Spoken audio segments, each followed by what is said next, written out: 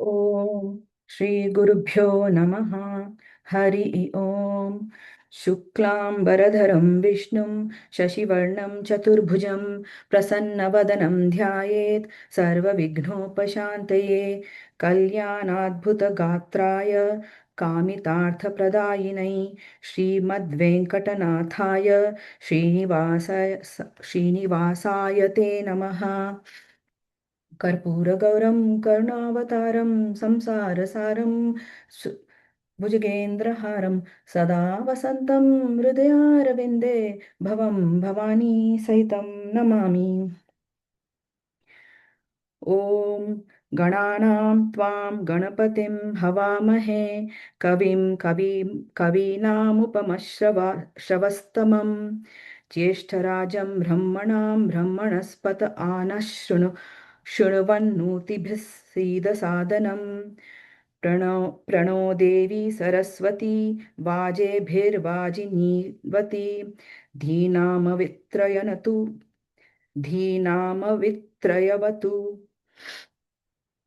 ॐ गणेशाय नमः। ॐ सरस्वत्यै नमः। श्रीगुरुभ्यो नमः। हरि ओम्। ॐ केशवाय नमः स्वाहा। ॐ नारायणाय स्वाहा। ॐ माधवाय स्वाहा।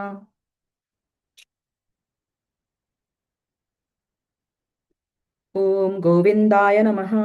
विष्णवे नमः। मधुसूदनाय नमः। त्रिविक्रमाय नमः। वामनाय नमः। श्रीधराय नमः। ऋषिकेशाय नमः। पद्मनाभाय नमः। दामोदराय नमः। सङ्कर्षणाय नमः।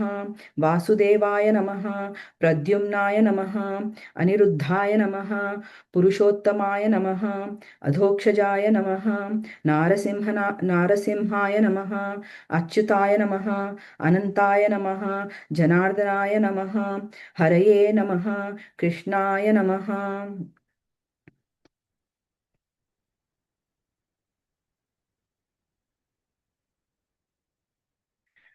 शुभे शोभणे मुहूर्ते द्वितीये अद्य ब्रह्मणा द्वितीये परार्धे श्रीश्वेतवाराहकल्पे वैवस्वतमन्वन्तरे अष्टाविंशतितमे कलियुगे प्रथमचरणे क्रौञ्चद्वीपे रमणवर्षे ऐन्द्रखण्डे रमयक् पश्चिमदेशे अस्मि वर्तमाने विश्वावसु नाम संवत्सरे उत्तरायणे शिशिर ऋतौ माघमासे कृष्णपक्षे चतुर्थी तिथौ बुद्धवासरे उत्तरफाल्गुनी नक्षत्रे सुकर्मण योगे भावकरणे एवं गुणविशेषण विशिष्टायां शुभपुण्यतिथौ श्रीविनायकप्रीत्यर्थे गणपत्यथर्वशीर्ष सहस्रावर्तनपारायणे यथाशक्ति एकविंशति आवर्तनम् अहं समर्पये।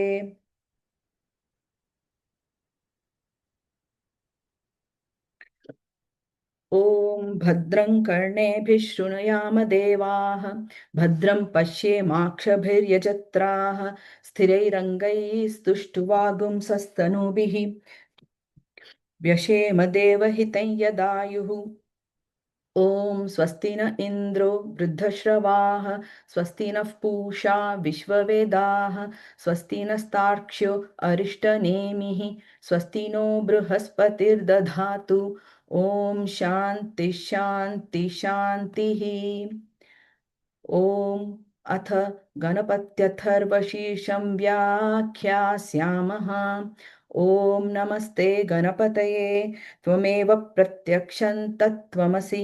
त्वमेव केवलं कर्तासि त्वमेव केवलं धर्तासि त्वमेव केवलं हर्तासि त्वमेव सर्वं खल्विदं ब्रह्मासि त्वं साक्षादात्मासि नित्यं ऋतं वच्मि सत्यं वच्मि अवत्वं माम् अववक्तारम् अवश्रोतारम् अवदातारम् अवधातारम् अवानूचानमवशिष्यम् अवपश्चातात् अवपुरस्तात् अवोत्तरातात् अवदक्षिणात्तात् अवचोर्ध्वात्तात् अवाधरात्तात् सर्वतो मां पाहि पाहि समन्तात् त्वं वाङ्मयस्त्वं चिन्मयः त्वमानन्दमयस्त्वं ब्रह्ममयः त्वं सच्चिदानन्दाद्वितीयोऽसि त्वं प्रत्यक्षं ब्रह्मासि त्वं ज्ञानमयो विज्ञानमयोऽसि सर्वं जगदिदं त्वत्तो जायते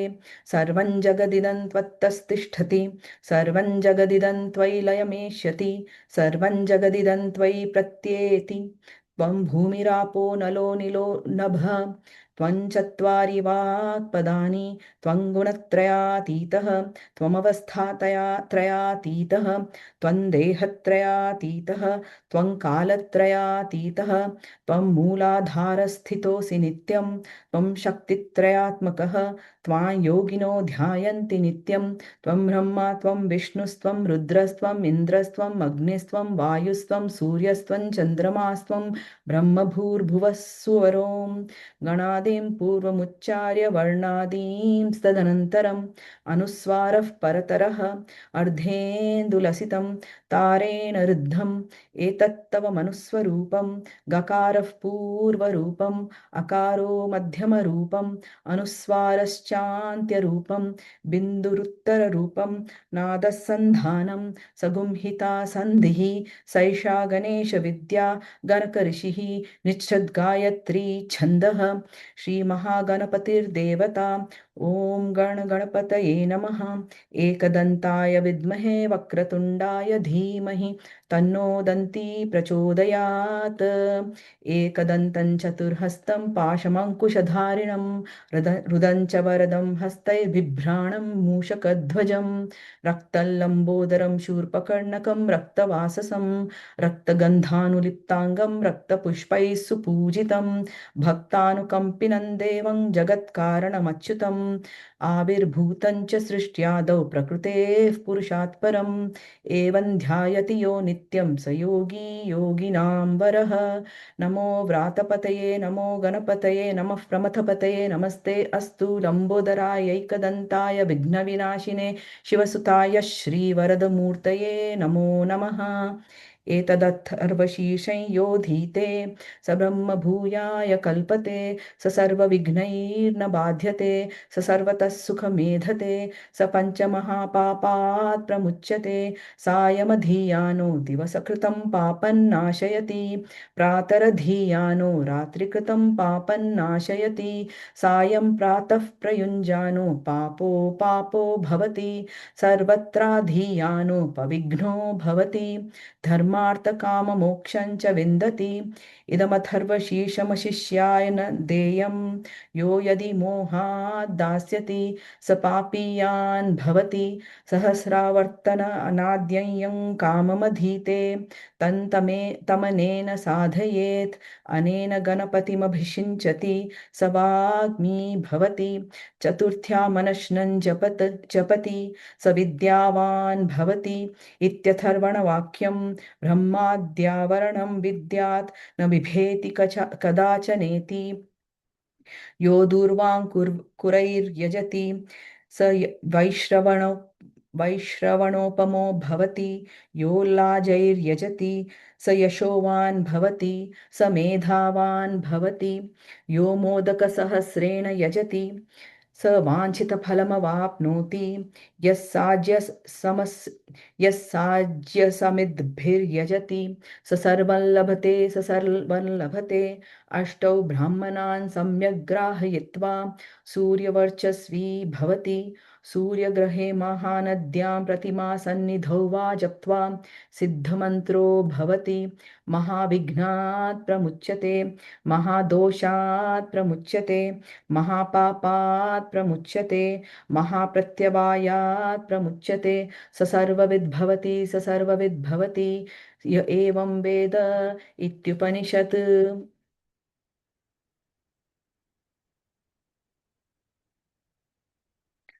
ॐ अथ गणपत्यथर्वशीर्षं व्याख्यास्यामः। ॐ नमस्ते गणपतये त्वमेव प्रत्यक्षं तत्त्वमसि त्वमेव केवलं कर्तासि त्वमेव केवलं धर्तासि त्वमेव केवलं हर्तासि त्वमेव सर्वं खल्विदं ब्रह्मासि त्वं साक्षादात्मासि नित्यं ऋतं वच्मि सत्यं वच्मि अवत्वं माम् अववक्तारम् अवश्रोतारम् अवदातारम् अवधातारम् अवानूचानमवशिष्यम् अवपश्चातात् अवपुरस्तात् अवोत्तरातात् अवदक्षिणातात् अवचोर्ध्वातात् अवाधरातात् सर्वतो मां पाहि पाहि समन्तात् त्वं वाङ्मयं त्वं वाङ्मयस्त्वं चिन्मयः त्वमानन्दमयस्त्वं ब्रह्ममयः त्वं सच्चिदानन्दाद्वितीयोऽसि त्वं प्रत्यक्षं ब्रह्मासि त्वं ज्ञानमयो विज्ञानमयोऽसि सर्वं जगदिदं त्वत्तो जायते सर्वं जगदिदं त्वत्तस्तिष्ठति सर्वं जगदिदं त्वयि लयमेष्यति सर्वं जगदिदं त्वयि प्रत्येति त्वं भूमिरापो नलो निलो नभः त्वं चत्वारि वाक्पदानि त्वं गुणत्रयातीतः त्वमवस्थात्रयातीतः त्वं देहत्रयातीतः त्वं कालत्रयातीतः त्वं मूलाधारस्थितोऽसि नित्यं त्वं शक्तित्रयात्मकः त्वां योगिनो ध्यायन्ति नित्यं त्वं ब्रह्मा त्वं विष्णुस्त्वं रुद्रस्त्वम् इन्द्रस्त्वम् अग्निस्त्वं वायुस्त्वं सूर्यस्त्वं चन्द्रमास्त्वं ब्रह्म भूर्भुवः सुवरों गणादिं पूर्वमुच्चार्य वर्णादीं तदनन्तरम् अनुस्वारः परतरः अर्धेन्दुलसितं तारेण रुद्धम् एतत्तव मनुस्वरूपं गकारः पूर्वरूपम् अकारो मध्यमरूपम् अनुस्वारश्चान्त्यरूपं बिन्दुरुत्तररूपं नादः सन्धानं सगुंहिता सन्धिः सैषा गणेशविद्या गणकऋषिः निःसृद्गायत्री छन्दः श्रीमहागणपतिर्देवता ॐ गणगणपतये नमः एकदन्ताय विद्महे वक्रतुण्डाय धीमहि तन्नो दन्ती प्रचोदयात् एकदन्तं चतुर्हस्तं पाशमङ्कुशधारिणं रदं च वरदं हस्तैर्बिभ्राणं मूषकध्वजं रक्तल्लम्बोदरं शूर्पकर्णकं रक्तवाससं रक्तगन्धानुलिप्ताङ्गं रक्तपुष्पैर्सुपूजितं भक्तानुकम्पिनं देवं जगत्कारणमच्युतम् आविर्भूतं च सृष्ट्यादौ प्रकृतेः पुरुषात् परम् एवं ध्यायति यो नित्यं स योगी योगिनां वरः नमो व्रातपतये नमो गणपतये नमः प्रमथपतये नमस्ते अस्तु लम्बोदरायैकदन्ताय विघ्नविनाशिने शिवसुताय श्रीवरदमूर्तये नमो नमः एतदथर्वशीर्षं यो धीते स ब्रह्मभूयाय कल्पते स सर्वविघ्नैर्न बाध्यते सर्वतः सुखमेधते स पञ्चमहापापात् प्रमुच्यते सायमधीयानो दिवसकृतं पापन्नाशयति प्रातरधीयानो रात्रिकृतं पापन्नाशयति सायं प्रातः प्रयुञ्जानो पापो पापो भवति सर्वत्राधीयानो पविघ्नो भवति धर्मार्थकाममोक्षं च विन्दति इदमथर्वशीर्षमशिष्याय न देयं यो यदि मोहात् दास्यति स पापीयान् भवति सहस्रावर्तनाद्यङ्गं काममधीते तन्तमनेन साधयेत् अनेन गणपतिमभिषिञ्चति स वाग्मी भवति चतुर्थ्यामनश्नं जपति स विद्यावान् भवति इत्यथर्वणवाक्यं ब्रह्माद्यावर्णं विद्यात् न बिभेति कदाचनेति यो दूर्वाङ्कुरैर्यजति स वैश्रवणोपमो भवति यो लाजैर्यजति स यशोवान् भवति स मेधावान् भवति यो मोदकसहस्रेण यजति स वाञ्छितफलमवाप्नोति यस्साज्य समिद्भिर्यजति स सर्वं लभते स सर्वं लभते। अष्टौ ब्राह्मणान् सम्यग् ग्राहयित्वा सूर्यवर्चस्वी भवति। सूर्यग्रहे महानद्यां प्रतिमा सन्निधौ वा जप्त्वा सिद्धमन्त्रो भवति। महाविघ्नात् प्रमुच्यते, महादोषात् प्रमुच्यते, महापापात् प्रमुच्यते, महाप्रत्यावायात् प्रमुच्यते। स सर्वविद् भवति स सर्वविद् भवति य एवं वेद इत्युपनिषत्।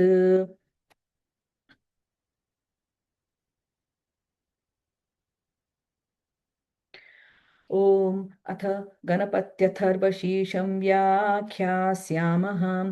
ॐ नमस्ते गणपतये त्वमेव प्रत्यक्षं तत्त्वमसि। त्वमेव केवलं कर्तासि, त्वमेव केवलं धर्तासि, त्वमेव केवलं हर्तासि, त्वमेव सर्वं खल्विदं ब्रह्मासि। त्वं साक्षादात्मासि नित्यं ऋतं वच्मि सत्यं वच्मि। अवत्वं माम् अववक्तारम् अवश्रोतारम्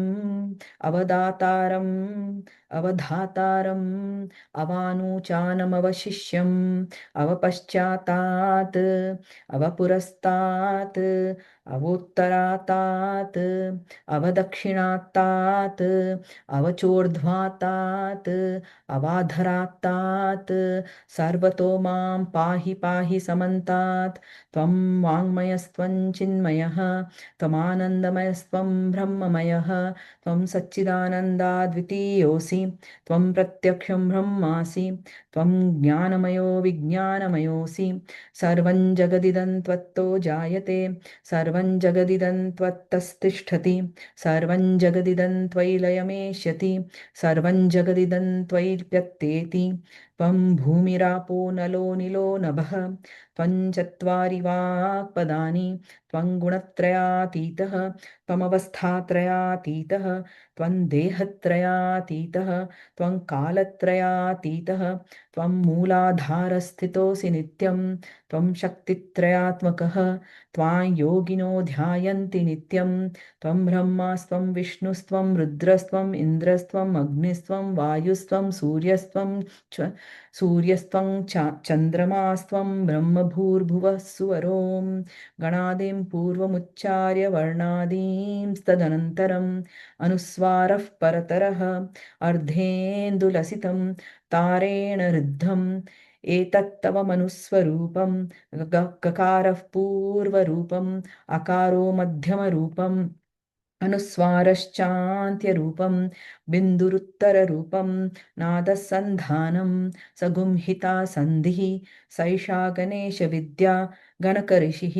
निच्छृद्गायत्री छन्दः। श्रीमहागणपतिर्देवता। ॐ गणगणपतये नमः। एकदन्ताय विद्महे वक्रतुण्डाय धीमहि तन्नो दन्ती प्रचोदयात्।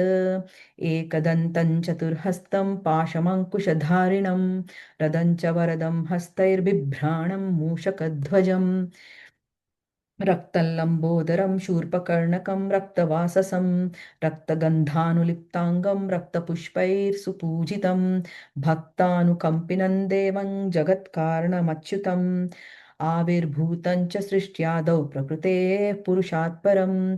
एवं ध्यायति यो नित्यं स योगी योगिनां वरः। नमो व्रातपतये नमो गणपतये नमः प्रमथपतये नमस्ते अस्तु लम्बोदरायैकदन्ताय विघ्नविनाशिने शिवसुताय श्रीवरदमूर्तये नमो नमः। एतद् अथर्वशीर्षं योधीते स ब्रह्मभूयाय कल्पते स सर्वविघ्नैर्न बाध्यते स सर्वतः सुखमेधते स पञ्चमहापापात् प्रमुच्यते। सायमधीयानो दिवसकृतं पापन्नाशयति प्रातरधीयानो रात्रिकृतं पापन्नाशयति। सायं प्रातः प्रयुञ्जानो पापो पापो भवति सर्वत्राधीयानोपविघ्नो भवति धर्मार्थकाममोक्षं च विन्दति। इदम् अथर्वशीर्षमशिष्याय न देयम् यो यदि मोहाद् दास्यति स पापीयान् भवति सहस्रावर्तनाद्यय्यं काममधीते तन्तमनेन साधयेत् अनेन गणपतिमभिषिञ्चति स वाग्मी भवति चतुर्थ्यामनश्नं जपति स विद्यावान् भवति इत्यथर्वणवाक्यं ब्रह्माद्यावरणं विद्यात् न बिभेति कदाचनेति यो दूर्वाङ्कुरैर्यजति स वैश्रवणोपमो भवति यो लाजैर्यजति स यशोवान् भवति स मेधावान् भवति यो मोदकसहस्रेण यजति स वाञ्छितफलमवाप्नोति यः साज्यसमिद्भिर्यजति स सर्वं लभते स सर्वं लभते अष्टौ ब्राह्मणान् सम्यग् ग्राहयित्वा सूर्यवर्चस्वी भवति सूर्यग्रहे महानद्यां प्रतिमा सन्निधौ वा जप्त्वा सिद्धमन्त्रो भवति महाविघ्नात् प्रमुच्यते महादोषात् प्रमुच्यते महापापात् प्रमुच्यते महाप्रत्यवायात् प्रमुच्यते स सर्वविद् भवति स सर्वविद् भवति य एवं वेद इत्युपनिषत्।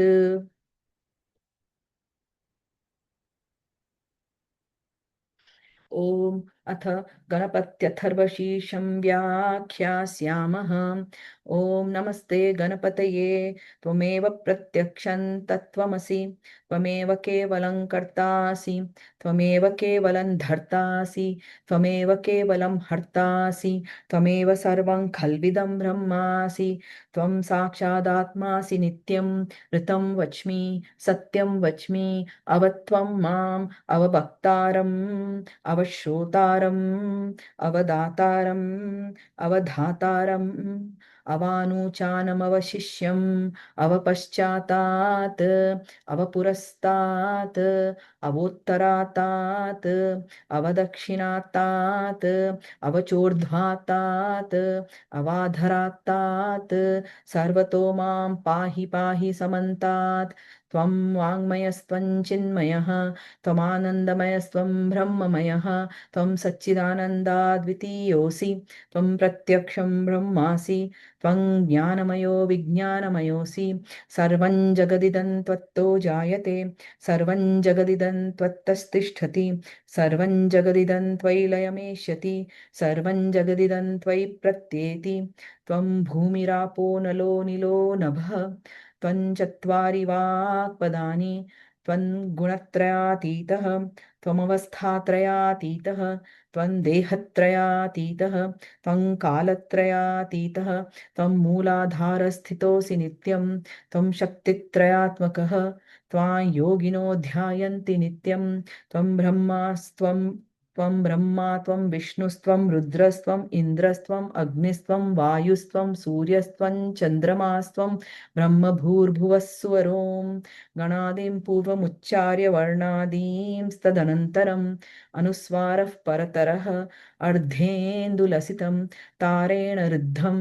एतत्तव मनुस्वरूपं गकारः पूर्वरूपम् अकारो मध्यमरूपम् अनुस्वारश्चान्त्यरूपं बिन्दुरुत्तररूपं नादः सन्धानं सगुंहिता सन्धिः सैषा गणेशविद्या गणकऋषिः निःसृद्गायत्री छन्दः श्रीमहागणपतिर्देवता ॐ गणगणपतये नमः। एकदन्ताय विद्महे वक्रतुण्डाय धीमहि तन्नो दन्ती प्रचोदयात् एकदन्तं चतुर्हस्तं पाशमङ्कुशधारिणं रदं च वरदं हस्तैर्बिभ्राणं मूषकध्वजं रक्तल्लम्बोदरं शूर्पकर्णकं रक्तवाससं रक्तगन्धानुलिप्ताङ्गं रक्तपुष्पैः सुपूजितं भक्तानुकम्पिनं देवं जगत्कारणमुच्यतं भक्तानुकम्पिनं देवं जगत्कारणमच्युतम् आविर्भूतं च सृष्ट्यादौ प्रकृतेः पुरुषात् परम् एवं ध्यायति यो नित्यं स योगी योगिनां वरः नमो व्रातपतये नमो गणपतये नमः प्रमथपतये नमस्ते अस्तु लम्बोदराय एकदन्ताय विघ्नविनाशिने शिवसुताय श्रीवरदमूर्तये नमो नमः। एतदर्थर्वशीर्षं योधीते स ब्रह्मभूयाय कल्पते स सर्वविघ्नैर्न बाध्यते स सर्वतः सुखमेधते स पञ्चमहापापात् प्रमुच्यते सायमधीयानो दिवसकृतं पापन्नाशयति प्रातरधीयानो रात्रिकृतं पापन्नाशयति सायं प्रातः प्रयुञ्जानो पापो पापो भवति सर्वत्राधीयानो पविघ्नो भवति धर्मार्थकाममोक्षं च विन्दति इदमथर्वशीर्षमशिष्याय न देयं यो यदि मोहात् दास्यति स पापीयान् भवति सहस्रावर्तनाद्ययं काममधीते तन्तमनेन साधयेत् अनेन गणपतिमभिषिञ्चति स वाग्मी भवति चतुर्थ्या जपति स विद्यावान् भवति इत्यथर्वणवाक्यम् ब्रह्माद्यावरणं विद्यात् न बिभेति कदाचनेति यो दूर्वाङ्कुरैर्यजति स वैश्रवणोपमो भवति यो लाजैर्यजति स यशोवान् भवति स मेधावान् भवति यो मोदकसहस्रेण यजति स वाञ्छितफलमवाप्नोति यः साज्यमसिद्ध्य यः साज्यसि समिद्भिर्यजति स सर्वं लभते स सर्वं लभते अष्टौ ब्राह्मणान् सम्यग् ग्राहयित्वा सूर्यवर्चस्वी भवति सूर्यग्रहे महानद्यां प्रतिमा सन्निधौ वा जप्त्वा सिद्धमन्त्रो भवति महाविघ्नात् प्रमुच्यते महादोषात् प्रमुच्यते महापापात् प्रमुच्यते महाप्रत्यवायात् प्रमुच्यते स सर्वविद् भवति स सर्वविद् भवति य एवं वेद इत्युपनिषत्।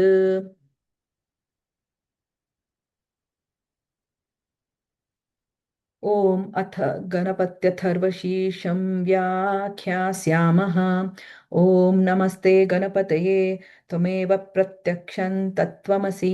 त्वमेव केवलं कर्तासि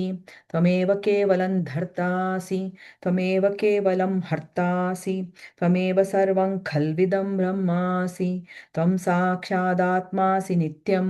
ऋतं वच्मि सत्यं वच्मि अवत्वं माम् अववक्तारम् अवश्रोतारम् अवदातारम् अवधातारम् अवानूचानमवशिष्यम् अवपश्चातात् अवपुरस्तात् अवोत्तरातात् अवदक्षिणातात् अवचोर्ध्वातात् अवाधरातात् सर्वतो मां पाहि पाहि समन्तात् त्वं वाङ्मयस्त्वं चिन्मयः त्वमानन्दमयस्त्वं ब्रह्ममयः त्वं सच्चिदानन्दाद्वितीयोऽसि त्वं प्रत्यक्षं ब्रह्मासि त्वं ज्ञानमयो विज्ञानमयोऽसि सर्वं जगदिदं त्वत्तो जायते सर्वं जगदिदं त्वत्तस्तिष्ठति सर्वं जगदिदं त्वयि लयमेष्यति सर्वं जगदिदं त्वयि प्रत्येति त्वं भूमिरापो नलो निलो नभः त्वं चत्वारि वाक्पदानि त्वं गुणत्रयातीतः त्वमवस्थात्रयातीतः त्वं देहत्रयातीतः त्वं कालत्रयातीतः त्वं मूलाधारस्थितोऽसि नित्यं त्वं शक्तित्रयात्मकः त्वां योगिनो ध्यायन्ति नित्यं त्वं ब्रह्मा त्वं विष्णुस्त्वं रुद्रस्त्वम् इन्द्रस्त्वं वायुस्त्वं सूर्यस्त्वं चन्द्रमास्त्वं ब्रह्मभूर्भुवः सुवरों गणादिं पूर्वमुच्चार्य वर्णादीं तदनन्तरम् अनुस्वारः परतरः अर्धेन्दुलसितं तारेण रुद्धम् एतत्तव मनुस्वरूपं गकारः पूर्वरूपम् अकारो मध्यमरूपम् अनुस्वारश्चान्त्यरूपं बिन्दुरुत्तररूपं नादसन्धानं सगुंहिता सन्धिः सैषा गणेशविद्या गणकऋषिः निःसृद्गायत्री छन्दः श्रीमहागणपतिर्देवता। ॐ गणगणपतये नमः। एकदन्ताय विद्महे वक्रतुण्डाय धीमहि तन्नो दन्ती प्रचोदयात्। एकदन्तं चतुर्हस्तं पाशमङ्कुशधारिणं रदं च वरदं हस्तैर्बिभ्राणं मूषकध्वजं रक्तं लम्बोदरं शूर्पकर्णकं रक्तवाससं रक्तगन्धानुलिप्ताङ्गं रक्तपुष्पैर्सुपूजितं रक्तगन्धानुलिप्ताङ्गं रक्तपुष्पैः सुपूजितं भक्तानुकम्पिनं देवं जगत्कारणमच्युतम् आविर्भूतं च सृष्ट्यादौ प्रकृतेः पुरुषात् परम् एवं ध्यायति यो नित्यं स योगी योगिनां वरः। नमो व्रातपतये नमो गणपतये नमः प्रमथपतये नमस्ते अस्तु लम्बोदरायैकदन्ताय विघ्नविनाशिने शिवसुताय श्रीवरदमूर्तये नमो नमः। एतदथर्वशीर्षं योधीते स ब्रह्मभूयाय कल्पते स सर्वविघ्नैर्न बाध्यते स सर्वतः सुखमेधते स पञ्चमहापापात् प्रमुच्यते सायमधीयानो दिवसकृतं पापन्नाशयति प्रातरधीयानो रात्रिकृतं पापन्नाशयति सायं प्रातः प्रयुञ्जानो पापो पापो भवति सर्वत्राधीयानो पविघ्नो भवति धर्मार्थकाममोक्षं च विन्दति इदम् अथर्वशीर्षमशिष्याय न देयं यो यदि मोहात् दास्यति स पापीयान् भवति सहस्रावर्तनाद्यय्यं काममधीते तन्तमनेन साधयेत् अनेन गणपतिमभिषिञ्चति स वाग्मी भवति चतुर्थ्या मनश्नं जपति स विद्यावान् भवति इत्यथर्वणवाक्यं ब्रह्माद्यावरणं विद्यात् न बिभेति कदाचनेति यो दुर्वाङ्कुरैर्यजति स वैश्रवणोपमो भवति यो लाजैर्यजति स यशोवान् भवति स मेधावान् भवति यो मोदकसहस्रेण यजति स वाञ्छितफलमवाप्नोति यः साज्यसमिद्भिर्यजति स सर्वं लभते स सर्वं लभते अष्टौ ब्राह्मणान् सम्यग् ग्राहयित्वा सूर्यवर्चस्वी भवति सूर्यग्रहे महानद्यां प्रतिमासन्निधौ वा जप्त्वा सिद्धमन्त्रो भवति महाविघ्नात् प्रमुच्यते महादोषात् प्रमुच्यते महापापात् प्रमुच्यते महाप्रत्यवायात् प्रमुच्यते स सर्वविद्भवति स सर्वविद्भवति य एवं वेद इत्युपनिषत्।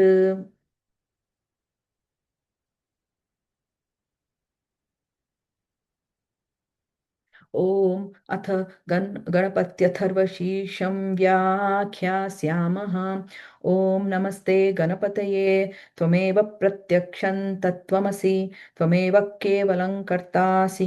त्वमेव केवलं धर्तासि त्वमेव केवलं हर्तासि त्वमेव सर्वं खल्विदं ब्रह्मासि त्वं साक्षादात्मासि नित्यं ऋतं वच्मि सत्यं वच्मि अवत्वं माम् अववक्तारम् अवश्रोतारम् अवदातारम् अवधातारम् अवानूचानमवशिष्यम् अवपश्चातात् अवपुरस्तात् अवोत्तरातात् अवदक्षिणात्तात् अवचोर्ध्वातात् अवाधरात्तात् सर्वतो मां पाहि पाहि समन्तात् त्वं वाङ्मयस्त्वं चिन्मयः त्वमानन्दमयस्त्वं ब्रह्ममयः त्वं सच्चिदानन्दाद्वितीयोऽसि त्वं प्रत्यक्षं ब्रह्मासि त्वं ज्ञानमयो विज्ञानमयोऽसि सर्वं जगदिदं त्वत्तो जायते सर्वं जगदिदं त्वत्तस्तिष्ठति सर्वं जगदिदं त्वयि लयमेष्यति सर्वं जगदिदं त्वयि प्रत्येति त्वं भूमिरापो नलो निलो नभः त्वं चत्वारि वाक्पदानि त्वं गुणत्रयातीतः त्वमवस्थात्रयातीतः त्वं देहत्रयातीतः त्वं कालत्रयातीतः त्वं मूलाधारस्थितोऽसि नित्यं त्वं शक्तित्रयात्मकः त्वां योगिनो ध्यायन्ति नित्यं त्वं ब्रह्मा त्वं विष्णुस्त्वं रुद्रस्त्वम् इन्द्रस्त्वम् अग्निस्त्वं वायुस्त्वं सूर्यस्त्वं चन्द्रमास्त्वं ब्रह्मभूर्भुवः सुवरों गणादिं पूर्वमुच्चार्य वर्णादींस्तदनन्तरम् अनुस्वारः परतरः अर्धेन्दुलसितं तारेण रुद्धम् एतत्तव मनुस्वरूपं गकारः पूर्वरूपम् अकारो मध्यमरूपम् अनुस्वारश्चान्त्यरूपं बिन्दुरुत्तररूपं नादः सन्धानं सगुंहिता सन्धिः सैषा गणेशविद्या गणकऋषिः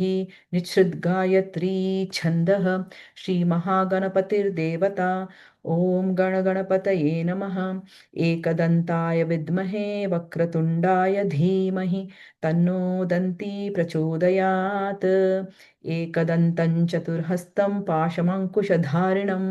रदं च वरदं हस्तैर्बिभ्राणं मूषकध्वजं रक्तल्लम्बोदरं शूर्पकर्णकं रक्तवाससं रक्तगन्धानुलिप्ताङ्गं रक्तपुष्पैर्सुपूजितम्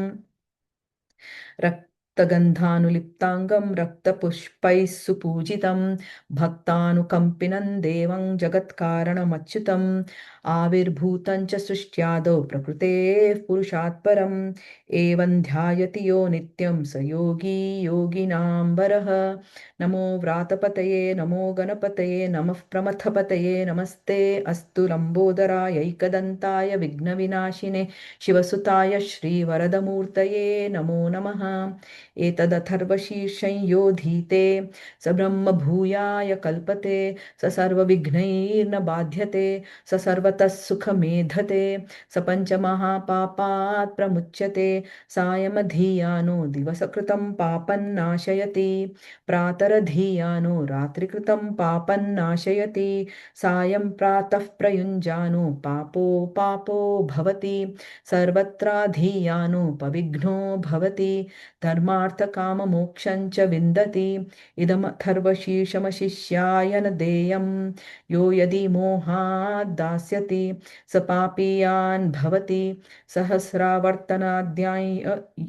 सहस्रावर्तनाद्ययं काममधीते तन्तमनेन साधयेत् अनेन गणपतिमभिषिञ्चति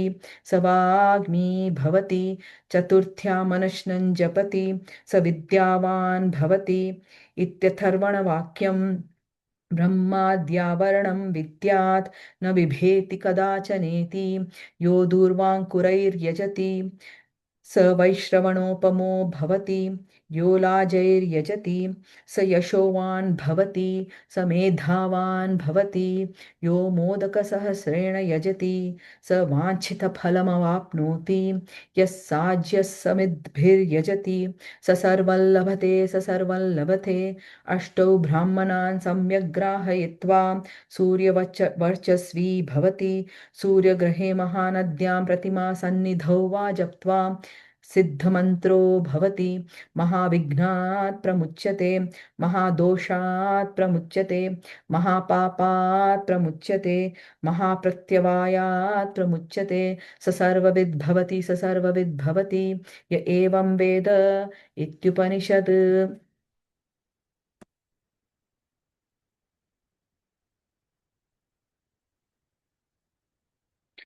ॐ अथ गणपत्यथर्वशीर्षं व्याख्यास्यामः ॐ नमस्ते गणपतये त्वमेव प्रत्यक्षं तत्त्वमसि त्वमेव केवलं कर्तासि त्वमेव केवलं धर्तासि त्वमेव केवलं हर्तासि त्वमेव सर्वं खल्विदं ब्रह्मासि त्वं साक्षादात्मासि नित्यं हृतं वच्मि सत्यं वच्मि अवत्वं माम् अववक्तारम् अवश्रोतारम् अवदातारम् अवधातारम् अवानूचानमवशिष्यम् अवपश्चातात् अवपुरस्तात् अवोत्तरातात् अवदक्षिणात्तात् अवचोर्ध्वात्तात् अवाधरात्तात् सर्वतो मां पाहि पाहि समन्तात् त्वं वाङ्मयस्त्वं चिन्मयः त्वमानन्दमयस्त्वं ब्रह्ममयः त्वं सच्चिदानन्दाद्वितीयोऽसि त्वं प्रत्यक्षं ब्रह्मासि त्वं ज्ञानमयो विज्ञानमयोऽसि सर्वं जगदिदं त्वत्तो जायते सर्वं जगदिदं त्वत्तस्तिष्ठति सर्वं जगदिदं तत्त्वयि लयमेष्यति सर्वं जगदिदं त्वयि प्रत्येति त्वं भूमिरापो नलो निलो नभः त्वं चत्वारि वाक्पदानि त्वं गुणत्रयातीतः त्वमवस्थात्रयातीतः त्वं देहत्रयातीतः त्वं कालत्रयातीतः त्वं मूलाधारस्थितोऽसि नित्यं त्वं शक्तित्रयात्मकः त्वां योगिनो ध्यायन्ति नित्यं त्वं ब्रह्मा त्वं विष्णुस्त्वं रुद्रस्त्वम् इन्द्रस्त्वम् अग्निस्त्वं वायुस्त्वं सूर्यस्त्वं चन्द्रमास्त्वं ब्रह्मभूर्भुवः सुवरों गणादिं पूर्वमुच्चार्य वर्णादीं तदनन्तरम् अनुस्वारः परतरः अर्धेन्दुलसितं तारेण रुद्धम् एतत्तव मनुस्वरूपं गकारः पूर्वरूपम् अकारो मध्यमरूपम् अनुस्वारश्चान्त्यरूपं बिन्दुरुत्तररूपं नादः सन्धानं सगुंहिता सन्धिः सैषा गणेशविद्या गणकऋषिः निच्छृद्गायत्री छन्दः श्रीमहागणपतिर्देवता ॐ गणगणपतये नमः एकदन्ताय विद्महे वक्रतुण्डाय धीमहि तन्नो दन्ती प्रचोदयात् एकदन्तं चतुर्हस्तं पाशमङ्कुशधारिणं रदं च वरदं हस्तैर्बिभ्राणं मूषकध्वजं रक्तल्लम्बोदरं शूर्पकर्णकं रक्तवाससं रक्तगन्धानुलिप्ताङ्गं रक्तपुष्पैः सुपूजितं भक्तानुकम्पिनं देवं जगत्कारणमच्युतम् आविर्भूतं च सृष्ट्यादौ प्रकृतेः पुरुषात् परम् एवं ध्यायति यो नित्यं स योगी योगिनां वरः नमो व्रातपतये नमो गणपतये नमः प्रमथपतये नमस्ते अस्तु लम्बोदरायैकदन्ताय विघ्नविनाशिने शिवसुताय श्रीवरदमूर्तये नमो नमः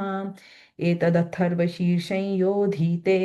स ब्रह्मभूयाय कल्पते स सर्वविघ्नैर्न बाध्यते स सर्वतः सुखमेधते स पञ्चमहापापात् प्रमुच्यते सायमधीयानो दिवसकृतं पापन्नाशयति प्रातरधीयानो रात्रिकृतं पापन्नाशयति सायं प्रातः प्रयुञ्जानो पापो पापो भवति सर्वत्राधीयानो पविघ्नो भवति धर्मार्थकाममोक्षं च विन्दति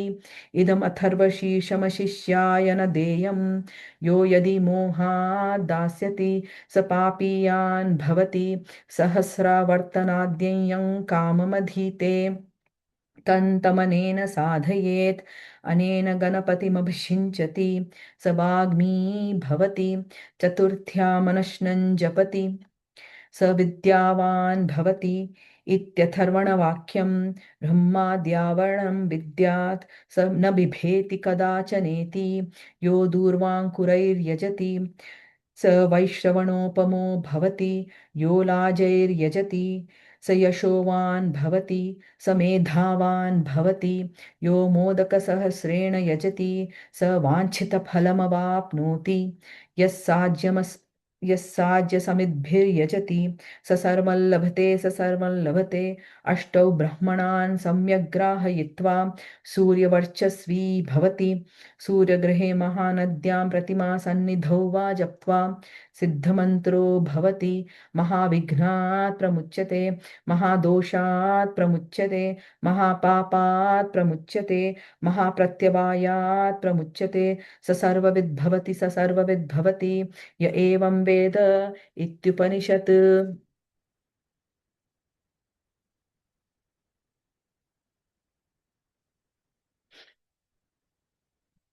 ॐ अथ गणपत्यथर्वशीर्षं व्याख्यास्यामः ॐ नमस्ते गणपतये त्वमेव प्रत्यक्षं तत्त्वमसि त्वमेव केवलं कर्तासि त्वमेव केवलं धर्तासि त्वमेव केवलं हर्तासि त्वमेव सर्वं खल्विदं ब्रह्मासि त्वं साक्षादात्मासि नित्यं हृतं वच्मि सत्यं वच्मि अवत्वं माम् अववक्तारम् अवश्रोतारम् अवदातारम् अवधातारम् अवानूचानमवशिष्यम् अवपश्चातात् अवपुरस्तात् अवोत्तरातात् अवदक्षिणात्तात् अवचोर्ध्वातात् अवाधरातात् सर्वतो मां पाहि पाहि समन्तात् त्वं वाङ्मयस्त्वं चिन्मयः त्वमानन्दमयस्त्वं ब्रह्ममयः त्वं सच्चिदानन्दाद्वितीयोऽसि त्वं प्रत्यक्षं ब्रह्मासि त्वं ज्ञानमयो विज्ञानमयोऽसि सर्वं जगदिदं त्वत्तो जायते सर्वं जगदिदं त्वत्तस्तिष्ठति सर्वं जगदिदं त्वयि लयमेष्यति सर्वं जगदिदं त्वयि प्रत्येति त्वं भूमिरापो नलो निलो नभः त्वञ्चत्वारि वाक्पदानि त्वं गुणत्रयातीतः त्वमवस्थात्रयातीतः त्वं देहत्रयातीतः त्वं कालत्रयातीतः त्वं मूलाधारस्थितोऽसि नित्यं त्वं शक्तित्रयात्मकः त्वां योगिनो ध्यायन्ति नित्यं त्वं ब्रह्मा त्वं विष्णुस्त्वं रुद्रस्त्वम् इन्द्रस्त्वम् अग्निस्त्वं वायुस्त्वं सूर्यस्त्वं चन्द्रमास्त्वं ब्रह्मभूर्भुवः सुवरों गणादिं पूर्वमुच्चार्य वर्णादींस्तदनन्तरम् अनुस्वारः परतरः अर्धेन्दुलसितं तारेण रुद्धम् एतत्तव मनुस्वरूपं गकारः पूर्वरूपम् अकारो मध्यमरूपम् अनुस्वारश्चान्त्यरूपं बिन्दुरुत्तररूपं नादः सन्धानं सगुंहिता सन्धिः सैषा गणेशविद्या गणकऋषिः निःश्रुतगायत्री छन्दः श्रीमहागणपतिर्देवता ॐ गणगणपतये नमः एकदन्ताय विद्महे वक्रतुण्डाय धीमहि तन्नो दन्ती प्रचोदयात् एकदन्तं चतुर्हस्तं पाशमङ्कुशधारिणं रदं च वरदं हस्तैर्बिभ्राणं मूषकध्वजं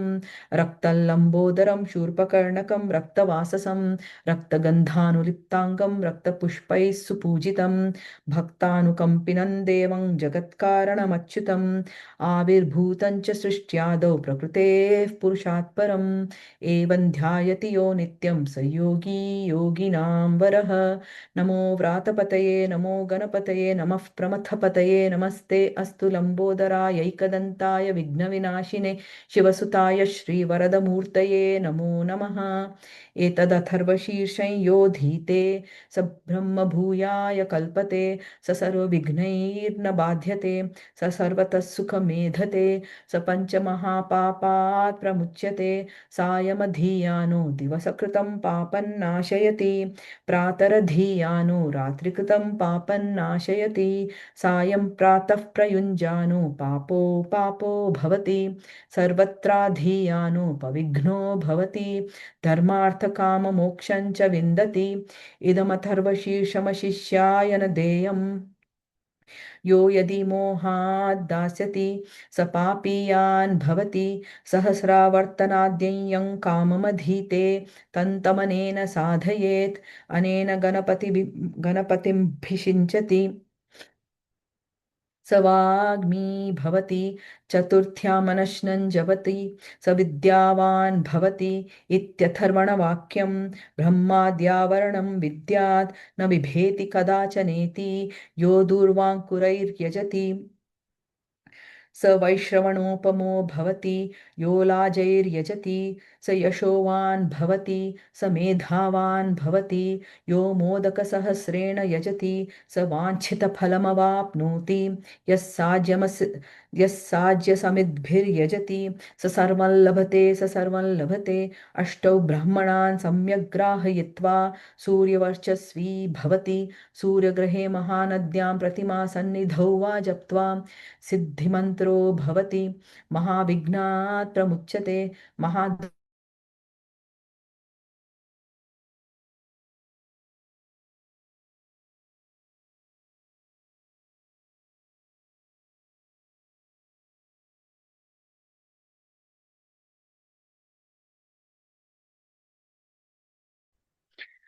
ॐ अथ गणपत्यथर्वशीर्षं व्याख्यास्यामः ॐ नमस्ते गणपतये त्वमेव प्रत्यक्षं तत्त्वमसि त्वमेव प्रत्यक्षं त्वत्तमसि त्वमसि त्वमेव केवलं कर्तासि त्वमेव केवलं धर्तासि त्वमेव केवलं हर्तासि त्वमेव सर्वं खल्विदं ब्रह्मासि त्वं साक्षादात्मासि नित्यं ऋतं वच्मि सत्यं वच्मि अवत्वं माम् अववक्तारम् अवश्रोतारम् अवदातारम् अवधातारम् अवानूचानमवशिष्यम् अवपश्चातात् अवपुरस्तात् अवोत्तरातात् अवदक्षिणातात् अवचोर्ध्वातात् अवाधरात्तात् सर्वतो मां पाहि पाहि समन्तात् त्वं वाङ्मयस्त्वं चिन्मयः त्वमानन्दमयस्त्वं ब्रह्ममयः त्वं सच्चिदानन्दाद्वितीयोऽसि त्वं प्रत्यक्षं ब्रह्मासि त्वं ज्ञानमयो विज्ञानमयोऽसि सर्वं जगदिदं त्वत्तो जायते सर्वं जगदिदं त्वत्तस्तिष्ठति सर्वं जगदिदं त्वयि लयमेष्यति सर्वं जगदिदं त्वयि प्रत्येति त्वं भूमिरापो नलो निलो नभः त्वं चत्वारि वाक्पदानि त्वं गुणत्रयातीतः त्वमवस्थात्रयातीतः त्वं देहत्रयातीतः त्वं कालत्रयातीतः त्वं मूलाधारस्थितोऽसि नित्यं त्वं शक्तित्रयात्मकः त्वा योगिनो ध्यायन्ति नित्यं त्वं ब्रह्मा त्वं विष्णुस्त्वं रुद्रस्त्वम् इन्द्रस्त्वम् अग्निस्त्वं वायुस्त्वं सूर्यस्त्वं चन्द्रमास्त्वं ब्रह्मभूर्भुवः सुवरों गणादिं पूर्वमुच्चार्य वर्णादींस्तदनन्तरम् अनुस्वारः परतरः अर्धेन्दुलसितं तारेण रुद्धम् एतत्तव मनुस्वरूपं गकारः पूर्वरूपम् अकारो मध्यमरूपम् अनुस्वारश्चान्त्यरूपं बिन्दुरुत्तररूपं नादः सन्धानं सगुंहिता सन्धिः सैषा गणेशविद्या गणकऋषिः निच्छृद्गायत्रीच्छन्दः श्रीमहागणपतिर्देवता ॐ गणगणपतये नमः एकदन्ताय विद्महे वक्रतुण्डाय धीमहि तन्नो दन्ती प्रचोदयात् एकदन्तं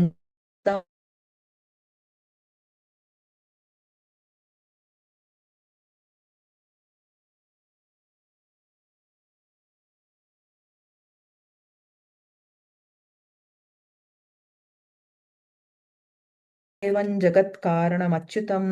आविर्भूतं च सृष्ट्यादौ प्रकृतेः पुरुषात् परम् एवं ध्यायति यो नित्यं स योगी योगिनां वरः नमो व्रातपतये नमो गणपतये नमः प्रमथपतये नमस्ते अस्तु लम्बोदरायैकदन्ताय विघ्नविनाशिने शिवसुताय श्रीवरदमूर्तये नमो नमः एतदथर्वशीर्षं यो धीते स ब्रह्मभूयाय कल्पते स सर्वविघ्नैर्न बाध्यते स सर्वतः सुखमेधते स पञ्चमहापापात् प्रमुच्यते सायमधीयानो दिवसकृतं पापन्नाशयति प्रातरधीयानो रात्रिकृतं पापन्नाशयति सायं प्रातः प्रयुञ्जानो पापो पापो भवति सर्वत्राधीयानो पविघ्नो भवति धर्मार्थकाममोक्षं च विन्दति इदमथर्वशीर्षमशिष्याय न देयं यो यदि मोहात् दास्यति स पापीयान् भवति सहस्रावर्तनाद्ययं काममधीते तन्तमनेन साधयेत् अनेन गणपतिमभिषिञ्चति स वाग्मी भवति चतुर्थ्यामनश्नं जपति स विद्यावान् भवति इत्यथर्वणवाक्यं ब्रह्माद्यावरणं विद्यात् न बिभेति कदाचनेति यो दुर्वाङ्कुरैर्यजति स वैश्रवणोपमो भवति यो लाजैर्यजति स यशोवान् भवति स मेधावान् भवति यो मोदकसहस्रेण यजति स वाञ्छितफलमवाप्नोति यस्साज्य समिद्भिर्यजति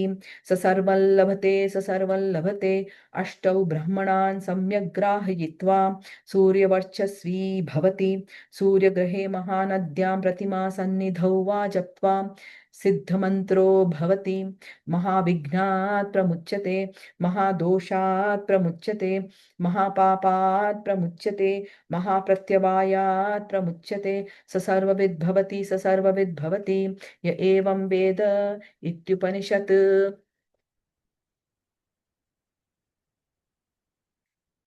ॐ अथ गणपत्यथर्वशीर्षं व्याख्यास्यामः। ॐ नमस्ते गणपतये, त्वमेव प्रत्यक्षं तत्त्वमसि, त्वमेव केवलं कर्तासि, त्वमेव केवलं धर्तासि, त्वमेव केवलं हर्तासि, त्वमेव सर्वं खल्विदं ब्रह्मासि, त्वं साक्षादात्मासि नित्यं। ऋतं वच्मि, सत्यं वच्मि, अवत्वं माम् अववक्तारम्, अवश्रोतारम्, अवदातारम्, अवधातारम्, अवानूचानमवशिष्यम्, अवपश्चातात्, अवपुरस्तात्, अवोत्तरातात्, अवदक्षिणातात्, अवचोर्ध्वातात्, अवाधरातात्, सर्वतो मां पाहि पाहि समन्तात्। त्वं वाङ्मयस्त्वं चिन्मयः, त्वमानन्दमयस्त्वं ब्रह्ममयः, त्वं सच्चिदानन्दाद्वितीयोऽसि, त्वं प्रत्यक्षं ब्रह्मासि, त्वं ज्ञानमयो विज्ञानमयोऽसि। सर्वं जगदिदं त्वत्तो जायते, सर्वं जगदिदं त्वत्तस्तिष्ठति, सर्वं जगदिदं त्वयि लयमेष्यति, सर्वं जगदिदं त्वयि प्रत्येति। त्वं भूमिरापो नलो निलो नभः, त्वं चत्वारि वाक्पदानि, त्वं गुणत्रयातीतः, त्वमवस्थात्रयातीतः, त्वं देहत्रयातीतः, त्वं कालत्रयातीतः, त्वं मूलाधारस्थितोऽसि नित्यम्। त्वं शक्तित्रयात्मकः, त्वां योगिनो ध्यायन्ति नित्यं। त्वं ब्रह्मास्त्वं विष्णुस्त्वं रुद्रस्त्वम् इन्द्रस्त्वम् अग्निस्त्वं वायुस्त्वं सूर्यस्त्वं चन्द्रमास्त्वं ब्रह्मभूर्भुवः सुवरों गणादिं पूर्वमुच्चार्य वर्णादींस्तदनन्तरम् अनुस्वारः परतरः अर्धेन्दुलसितं तारेण रुद्धम् एतत्तव मनुस्वरूपं। गकारः पूर्वरूपम्, अकारो मध्यमरूपम्, अनुस्वारश्चान्त्यरूपं, बिन्दुरुत्तररूपं, नादः सन्धानं, सगुंहिता सन्धिः। सैषा गणेशविद्या गणकऋषिः, निःसृद्गायत्री छन्दः, श्रीमहागणपतिर्देवता। ॐ गणगणपतये नमः। एकदन्ताय विद्महे वक्रतुण्डाय धीमहि तन्नो दन्ती प्रचोदयात्। एकदन्तं चतुर्हस्तं पाशमङ्कुशधारिणं रदं च वरदं हस्तैर्बिभ्राणं मूषकध्वजं रक्तलम्बोदरं शूर्पकर्णकं रक्तवाससं रक्तगन्धानुलिप्ताङ्गं रक्तपुष्पैः सुपूजितं भक्तानुकम्पिनं देवं जगत्कारणमच्युतम् आविर्भूतं च सृष्ट्यादौ प्रकृतेः पुरुषात् परम् एवं ध्यायति यो नित्यं स योगी योगिनां वरः। नमो व्रातपतये नमो गणपतये नमः प्रमथपतये नमस्ते अस्तु लम्बोदरायैकदन्ताय विघ्नविनाशिने शिवसुताय श्रीवरदमूर्तये नमो नमः। एतद् अथर्वशीर्षं यो धीते स ब्रह्मभूयाय कल्पते, स सर्वविघ्नैर्न बाध्यते, स सर्वतः सुखमेधते। स पञ्चमहापापात् प्रमुच्यते, सायमधीयानो दिवसकृतं पापन्नाशयति, प्रातरधीयानो रात्रिकृतं पापन्नाशयति, सायं प्रातः प्रयुञ्जानो पापो पापो भवति, सर्वत्राधीयानो पविघ्नो भवति, धर्मार्थकाममोक्षं च विन्दति। इदमथर्वशीर्षमशिष्याय न देयं, यो यदि मोहात् दास्यति स पापीयान् भवति। सहस्रावर्तनाद्यं काममधीते तन्तमनेन साधयेत्, अनेन गणपतिमभिषिञ्चति स वाग्मी भवति। चतुर्थ्या मनश्नं जपति स विद्यावान् भवति इत्यथर्वणवाक्यं। ब्रह्माद्यावरणं विद्यात् न बिभेति कदाचनेति, यो दुर्वाङ्कुरैर्यजति स वैश्रवणोपमो भवति, यो लाजैर्यजति स यशोवान् भवति स मेधावान् भवति यो मोदकसहस्रेण यजति स वाञ्छितफलमवाप्नोति यः साज्यसमिद्भिर्यजति स सर्वं लभते स सर्वं लभते अष्टौ ब्रह्मणान् सम्यग् ग्राहयित्वा सूर्यवर्चस्वी भवति सूर्यगृहे महानद्यां प्रतिमा सन्निधौ वा जप्त्वा सिद्धिमन्त्रो भवति महाविघ्नात् प्रमुच्यते महादोषात् प्रमुच्यते महापापात् प्रमुच्यते महाप्रत्यवायात् प्रमुच्यते स सर्वविद् भवति स सर्वविद् भवति य एवं वेद इत्युपनिषत्।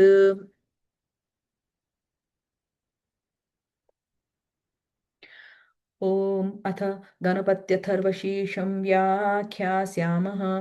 ॐ नमस्ते गणपतये त्वमेव प्रत्यक्षं तत्त्वमसि त्वमेव केवलं कर्तासि त्वमेव केवलं धर्तासि त्वमेव केवलं हर्तासि त्वमेव सर्वं खल्विदं ब्रह्मासि त्वं साक्षादात्मासि नित्यं ऋतं वच्मि सत्यं वच्मि अवत्वं माम् अववक्तारम् अवश्रोतारम् अवदातारम् अवधातारम् अवानूचानमवशिष्यम् अवपश्चातात् अवपुरस्तात् अवोत्तरातात् अवदक्षिणात्तात् अवचोर्ध्वात्तात् अवाधरात्तात् सर्वतो मां पाहि पाहि समन्तात् त्वं वाङ्मयस्त्वं चिन्मयः त्वमानन्दमयस्त्वं ब्रह्ममयः त्वं सच्चिदानन्दाद्वितीयोऽसि त्वं प्रत्यक्षं ब्रह्मासि त्वं ज्ञानमयो विज्ञानमयोऽसि सर्वं जगदिदं त्वत्तो जायते सर्वं जगदिदं त्वत्तस्तिष्ठति सर्वं जगदिदं त्वयि लयमेष्यति सर्वं जगदिदं त्वयि प्रत्येति त्वं भूमिरापो नलो निलो नभः त्वं चत्वारि वाक्पदानि त्वं गुणत्रयातीतः त्वमवस्थात्रयातीतः त्वं देहत्रयातीतः त्वं कालत्रयातीतः त्वं मूलाधारस्थितोऽसि नित्यं त्वं शक्तित्रयात्मकः त्वां योगिनो ध्यायन्ति नित्यं त्वं ब्रह्मा त्वं विष्णुस्त्वं रुद्रस्त्वम् इन्द्रस्त्वम् अग्निस्त्वं वायुस्त्वं सूर्यस्त्वं त्वं चन्द्रमास्त्वं ब्रह्मभूर्भुवस्वरों गणादिं पूर्वमुच्चार्य वर्णादीं सदन्तरम् अनुस्वारः परतरः अर्धेन्दुलसितं तारेण रुद्धम् एतत्तव मनुस्वरूपं गकारः पूर्वरूपम् अकारो मध्यमरूपम् अनुस्वारश्चान्त्यरूपं बिन्दुरुत्तररूपं नादः सन्धानं सगुंहिता सन्धिः सैषा गणेशविद्या गणकऋषिः निःश्रद्गायत्री छन्दः श्रीमहागणपतिर्देवता ॐ गणगणपतये नमः एकदन्ताय विद्महे वक्रतुण्डाय धीमहि तन्नो दन्ती प्रचोदयात् एकदन्तं चतुर्हस्तं पाशमङ्कुशधारिणं रदं च वरदं हस्तैर्बिभ्राणं मूषकध्वजं रक्तल्लम्बोदरं शूर्पकर्णकं रक्तवाससं रक्तगन्धानुलिप्ताङ्गं रक्तपुष्पैः सुपूजितं भक्तानुकम्पिनं देवं जगत्कारणमच्युतम् आविर्भूतं च सृष्ट्यादौ प्रकृतेः पुरुषात् परम् एवं ध्यायति यो नित्यं स योगी योगिनां वरः नमो व्रातपतये नमो गणपतये नमः प्रमथपतये नमस्ते अस्तु लम्बोदरायैकदन्ताय विघ्नविनाशिने शिवसुताय श्रीवरदमूर्तये नमो नमः एतदर्थर्वशीर्षं योधीते स ब्रह्मभूयाय कल्पते स सर्वविघ्नैर्न बाध्यते स सर्वतः सुखमेधते स पञ्चमहापापात् प्रमुच्यते सायमधीयानो दिवसकृतं पापन्नाशयति प्रातरधीयानो रात्रिकृतं पापन्नाशयति सायं प्रातः प्रयुञ्जानो पापो भवति सर्वत्राधीयानो पविघ्नो भवति धर्मार्थकाममोक्षं च विन्दति इदमथर्वशीर्षमशिष्याय न देयम् यो यदि मोहात् दास्यति स पापीयान् भवति सहस्रावर्तनाद्यं यं काममधीते न तमनेन साधयेत् अनेन गणपतिमभिषिञ्चति स वाग्मी भवति। चतुर्थ्यामनश्नं जपति स विद्यावान् भवति इत्यथर्वणवाक्यं। ब्रह्मा ब्रह्माद्यावरणं विद्यात् न बिभेति कदाचनेति। यो दूर्वां कुरैर्यजति स वैश्रवणोपमो भवति। यो लाजैर्यजति स यशोवान् भवति। स मेधावान् भवति। यो मोदकसहस्रेण यजति स वाञ्छितफलमवाप्नोति। यस्साज्यसमिद्भिर्यजति स सर्वं लभते स सर्वं लभते। अष्टौ ब्रह्मणान् सम्यग् ग्राहयित्वा सूर्यवर्चस्वी भवति। सूर्यग्रहे महानद्यां प्रतिमा सन्निधौ वा जप्त्वा सिद्धमन्त्रो भवति। महाविघ्नात् प्रमुच्यते महादोषात् प्रमुच्यते महापापात् प्रमुच्यते प्रत्यवायात् प्रमुच्यते। स सर्वविद् भवति स सर्वविद् भवति य एवं वेद इत्युपनिषत्। ॐ अथ गणपत्यथर्वशीर्षं व्याख्यास्यामः। ॐ नमस्ते गणपतये त्वमेव प्रत्यक्षं तत्त्वमसि। त्वमेव केवलं कर्तासि। त्वमेव केवलं धर्तासि। त्वमेव केवलं हर्तासि। त्वमेव सर्वं खल्विदं ब्रह्मासि। त्वं साक्षादात्मासि नित्यं। ऋतं वच्मि सत्यं वच्मि अवत्वं माम् अववक्तारम् अवश्रोतारम् अवदातारम् अवधातारम् अवानुचानमवशिष्यम् अवपश्चातात् अवपुरस्तात् अवोत्तरातात् अवदक्षिणात्तात् अवचोर्ध्वातात् अवाधरात्तात् सर्वतो मां पाहि पाहि समन्तात्। त्वं वाङ्मयस्त्वं चिन्मयः त्वमानन्दमयस्त्वं ब्रह्ममयः। त्वं सच्चिदानन्दाद्वितीयोऽसि। त्वं प्रत्यक्षं ब्रह्मासि। त्वं ज्ञानमयो विज्ञानमयोऽसि। सर्वं जगदिदं त्वत्तो जायते। सर्वं जगदिदं त्वत्तस्तिष्ठति। सर्वं जगदिदं त्वयि लयमेष्यति। सर्वं जगदिदं त्वयि प्रत्येति। त्वं भूमिरापो नलो नीलो नभः।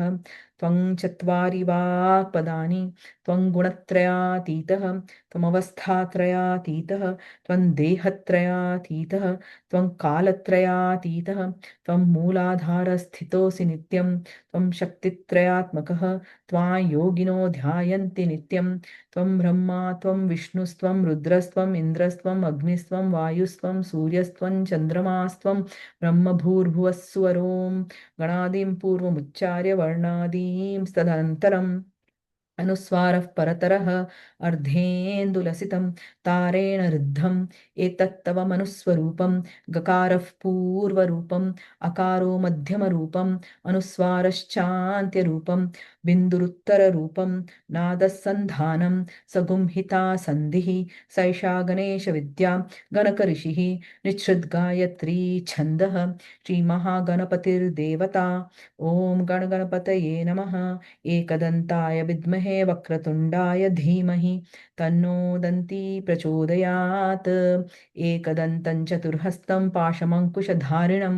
रदं च वरदं हस्तैर्बिभ्राणं मूषकध्वजं रक्तं लम्बोदरं शूर्पकर्णकं रक्तवाससं रक्तगन्धानुलिप्ताङ्गं रक्तपुष्पैः सुपूजितं भक्तानुकम्पिनं देवं जगत्कारणमच्युतम् आविर्भूतं च सृष्ट्यादौ प्रकृतेः पुरुषात् परम् एवं ध्यायति यो नित्यं स योगी योगिनां वरः। नमो व्रातपतये नमो गणपतये नमः प्रमथपतये नमस्ते अस्तु लम्बोदरायैकदन्ताय विघ्नविनाशिने शिवसुताय श्रीवरदमूर्तये नमो नमः। एतदथर्वशीर्षंयोधीते स ब्रह्मभूयाय कल्पते स सर्वविघ्नैर्न बाध्यते स सर्वतः सुखमेधते स पञ्चमहापापात् प्रमुच्यते सायमधीयानो दिवसकृतं पापन्नाशयति प्रातरधीयानो रात्रिकृतं पापन्नाशयति सायं प्रातः प्रयुञ्जानो पापो पापो भवति सर्वत्राधीयानो पविघ्नो भवति धर्मार्थकाममोक्षं च विन्दति इदमथर्वशीर्षमशिष्याय न देयं यो यदि मोहात् दास्यति स पापीयान् भवति सहस्रावर्तनाद्यं काममधीते तन्तमनेन साधयेत् अनेन गणपतिमभिषिञ्चति स वाग्मी भवति चतुर्थ्यामनश्नं जपति स विद्यावान् भवति इत्यथर्वणवाक्यं ब्रह्माद्यावरणं विद्यात् न बिभेति कदाचनेति यो दुर्वाङ्कुरैर्यजति स वैश्रवणोपमो भवति यो लाजैर्यजति स यशोवान् भवति स मेधावान् भवति यो मोदकसहस्रेण यजति स वाञ्छितफलमवाप्नोति यः साज्यसमिद्भिर्यजति स सर्वं लभते स सर्वं लभते अष्टौ ब्राह्मणान् सम्यग् ग्राहयित्वा सूर्यवर्चस्वी भवति सूर्यग्रहे महानद्यां प्रतिमा सन्निधौ वा जप्त्वा सिद्धमन्त्रो भवति महाविघ्नात् प्रमुच्यते महादोषात् प्रमुच्यते महापापात् प्रमुच्यते महाप्रत्यवायात् प्रमुच्यते स सर्वविद् भवति स सर्वविद् भवति य एवं वेद इत्युपनिषत्। ॐ अथ अथ गणपत्यथर्वशीर्षं व्याख्यास्यामः।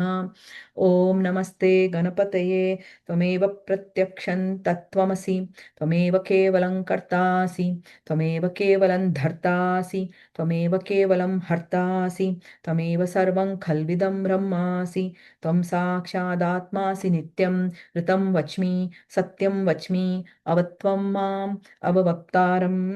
अवश्रोतारम् अवदातारम् अवधातारम् अवानूचानमवशिष्यम् अवपश्चातात् अवपुरस्तात् अवोत्तरातात् अवदक्षिणात्तात् अवचोर्ध्वातात् अवाधरात्तात् सर्वतो मां पाहि पाहि समन्तात् त्वं वाङ्मयस्त्वं चिन्मयः त्वमानन्दमयस्त्वं ब्रह्ममयः त्वं सच्चिदानन्दाद्वितीयोऽसि त्वं प्रत्यक्षं ब्रह्मासि त्वं ज्ञानमयो विज्ञानमयोऽसि सर्वं जगदिदं त्वत्तो जायते सर्वं जगदिदं त्वत्तस्तिष्ठति सर्वं जगदिदं त्वयि लयमेष्यति सर्वं जगदिदं त्वयि प्रत्येति सर्वं त्वं भूमिरापो नलो निलो नभः त्वं चत्वारि वाक्पदानि त्वं गुणत्रयातीतः त्वमवस्थात्रयातीतः त्वं देहत्रयातीतः त्वं कालत्रयातीतः त्वं मूलाधारस्थितोऽसि नित्यं त्वं शक्तित्रयात्मकः त्वां योगिनो ध्यायन्ति नित्यं त्वं ब्रह्मा त्वं विष्णुस्त्वं रुद्रस्त्वम् इन्द्रस्त्वम् अग्निस्त्वं वायुस्त्वं सूर्यस्त्वं चन्द्रमास्त्वं ब्रह्मभूर्भुवस्सुवरों गणादिं पूर्वमुच्चार्य वर्णादींस्तदनन्तरम् अनुस्वारः परतरः अर्धेन्दुलसितं तारेण रुद्धम् एतत्तव मनुस्वरूपं गकारः पूर्वरूपम् अकारो मध्यमरूपम् अनुस्वारश्चान्त्यरूपं बिन्दुरुत्तररूपं नादसन्धानं सगुंहिता सन्धिः सैषा गणेशविद्या गणकऋषिः निच्छद्गायत्री छन्दः श्रीमहागणपतिर्देवता ॐ गणगणपतये नमः। एकदन्ताय विद्महे वक्रतुण्डाय धीमहि तन्नो दन्ती प्रचोदयात् एकदन्तं चतुर्हस्तं पाशमङ्कुशधारिणं रदं च वरदं हस्तैर्बिभ्राणं मूषकध्वजं रक्तं लम्बोदरं शूर्पकर्णकं रक्तवाससं रक्तगन्धानुलिप्ताङ्गं रक्तपुष्पैः सुपूजितं भक्तानुकम्पिनं देवं जगत्कारणमच्युतम् आविर्भूतं च सृष्ट्यादौ प्रकृतेः पुरुषात् परम् एवं ध्यायति यो नित्यं स योगी योगिनां वरः। नमो व्रातपतये नमो गणपतये नमः प्रमथपतये नमस्ते अस्तु लम्बोदरायैकदन्ताय विघ्नविनाशिने शिवसुताय श्रीवरदमूर्तये नमो नमः। एतदथर्वशीर्षं यो धीते स ब्रह्मभूयाय कल्पते स सर्वविघ्नैर्न बाध्यते स सर्वतः सुखमेधते स पञ्चमहापापात् प्रमुच्यते सायमधीयानो दिवसकृतं पापन्नाशयति प्रातरधीयानो रात्रिकृतं पापन्नाशयति सायं प्रातः प्रयुञ्जानो पापो पापो भवति सर्वत्राधीयानो पविघ्नो भवति धर्मार्थकाममोक्षं च विन्दति इदं शिष्याय न देयं यो यदि मोहाद् दास्यति स पापीयान् भवति सहस्रावर्तनाद्यं काममधीते तन्तमनेन साधयेत् अनेन गणपतिमभिषिञ्चति स वाग्मी भवति चतुर्थ्यामनश्नं जपति स विद्यावान् भवति इत्यथर्वणवाक्यं ब्रह्माद्यावरणं विद्यात् न बिभेति कदाचनेति यो दूर्वाङ्कुरैर्यजति स वैश्रवणोपमो भवति यो लाजैर्यजति स यशोवान् भवति स मेधावान् भवति यो मोदकसहस्रेण यजति स वाञ्छितफलमवाप्नोति यः साज्यसमिद्भिर्यजति स सर्वं लभते स सर्वं लभते अष्टौ ब्राह्मणान् सम्यग् ग्राहयित्वा सूर्यवर्चस्वी भवति सूर्यग्रहे महानद्यां प्रतिमा सन्निधौ वा जप्त्वा सिद्धमन्त्रो भवति महाविघ्नात् प्रमुच्यते महादोषात् प्रमुच्यते महापापात् प्रमुच्यते प्रत्यवायात् प्रमुच्यते स सर्वविद् भवति स सर्वविद् भवति य एवं वेद इत्युपनिषत् ॐ अथ गणपत्यथर्वशीर्षं व्याख्यास्यामः ॐ नमस्ते गणपतये त्वमेव प्रत्यक्षं तत्त्वमसि त्वमेव केवलं कर्तासि त्वमेव केवलं धर्तासि त्वमेव केवलं हर्तासि त्वमेव सर्वं खल्विदं ब्रह्मासि त्वं साक्षादात्मासि नित्यं ऋतं वच्मि सत्यं वच्मि अवत्वं माम् अववक्तारम् अवश्रोतारम् अवदातारम् अवधातारम् अवानूचानमवशिष्यम् अवपश्चातात् अवपुरस्तात् अवोत्तरातात् अवदक्षिणात्तात् अवचोर्ध्वातात् अवाधरात्तात् सर्वतो मां पाहि पाहि समन्तात् त्वं वाङ्मयस्त्वञ्चिन्मयः त्वमानन्दमयस्त्वं ब्रह्ममयः त्वं सच्चिदानन्दाद्वितीयोऽसि त्वं प्रत्यक्षं ब्रह्मासि त्वं ज्ञानमयो विज्ञानमयोऽसि सर्वं जगदिदं त्वत्तो जायते सर्वं जगदिदं त्वत्तस्तिष्ठति सर्वं जगदिदं त्वयि लयमेष्यति सर्वं जगदिदं त्वयि प्रत्येति त्वं भूमिरापो नलो निलो नभः त्वं चत्वारि वाक्पदानि त्वं गुणत्रयातीतः त्वमवस्थात्रयातीतः त्वं देहत्रयातीतः त्वं कालत्रयातीतः त्वं मूलाधारस्थितोऽसि नित्यं त्वं शक्तित्रयात्मकः त्वां योगिनो ध्यायन्ति नित्यं त्वं ब्रह्मा त्वं विष्णुस्त्वं रुद्रस्त्वम् इन्द्रस्त्वम् अग्निस्त्वं वायुस्त्वं सूर्यस्त्वं चन्द्रमास्त्वं ब्रह्मभूर्भुवस्सुवरों गणादिं पूर्वमुच्चार्य वर्णादींस्तदनन्तरम् अनुस्वारः परतरः अर्धेन्दुलसितं तारेण रुद्धम् एतत्तव मनुस्वरूपं गकारः पूर्वरूपम् अकारो मध्यमरूपम् अनुस्वारश्चान्त्यरूपं बिन्दुरुत्तररूपं नादः सन्धानं सगुंहिता सन्धिः सैषा गणेशविद्या गणकऋषिः निच्छ्रुद्गायत्रीच्छन्दः श्रीमहागणपतिर्देवता ॐ गणगणपतये नमः एकदन्ताय विद्महे वक्रतुण्डाय धीमहि तन्नो दन्ती प्रचोदयात् एकदन्तं चतुर्हस्तं पाशमङ्कुशधारिणं रदं च वरदं हस्तैर्बिभ्राणं मूषकध्वजं रक्तं लम्बोदरं शूर्पकर्णकं रक्तवाससं रक्तगन्धानुलिप्ताङ्गं रक्तपुष्पैः सुपूजितं भक्तानुकम्पिनं देवं जगत्कारणमच्युतम् आविर्भूतं च सृष्ट्यादौ प्रकृतेः पुरुषात् परम् एवं ध्यायति यो नित्यं स योगी योगिनां वरः नमो व्रातपतये नमो गणपतये नमः प्रमथपतये नमस्ते अस्तु लम्बोदरायैकदन्ताय विघ्नविनाशिने शिवसुताय श्रीवरदमूर्तये नमो नमः एतदथर्वशीर्षं योधीते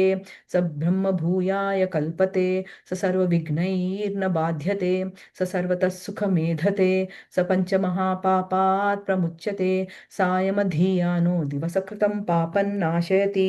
प्रातरधीयानो रात्रिकृतं पापन्नाशयति सायं प्रातः प्रयुञ्जानो पापो भवति सर्वत्राधीयानोपविघ्नो भवति धर्मार्थकाममोक्षं च विन्दति इदमथर्वशीर्षमशिष्याय न देयं यो यदि मोहात् दास्यति स पापीयान् भवति सहस्रावर्तनाद्यय्यं काममधीते तन्तमनेन साधयेत् अनेन गणपतिमभिषिञ्चति स वाग्मी भवति चतुर्थ्यामनश्नं जपति स विद्यावान् भवति इत्यथर्वणवाक्यं ब्रह्माद्यावर्णं विद्या न बिभेति कदाचनेति यो दूर्वाङ्कुरैर्यजति स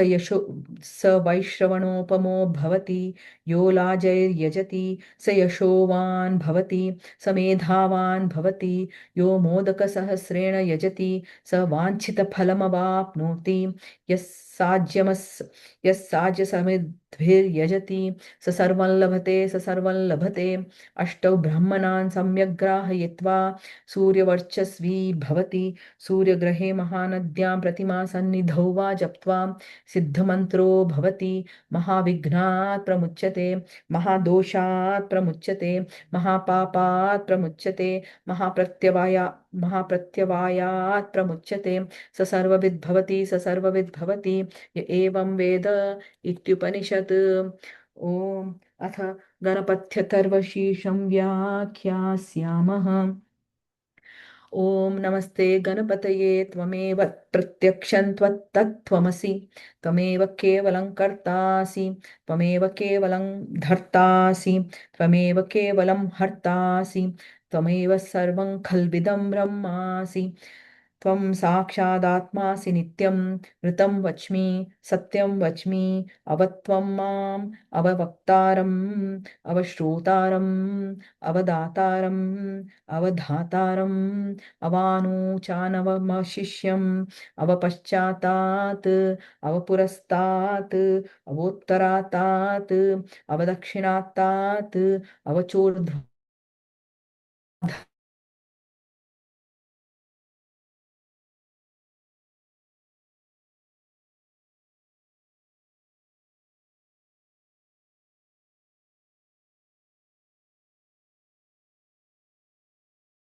त्वं ज्ञानमयो विज्ञानमयोऽसि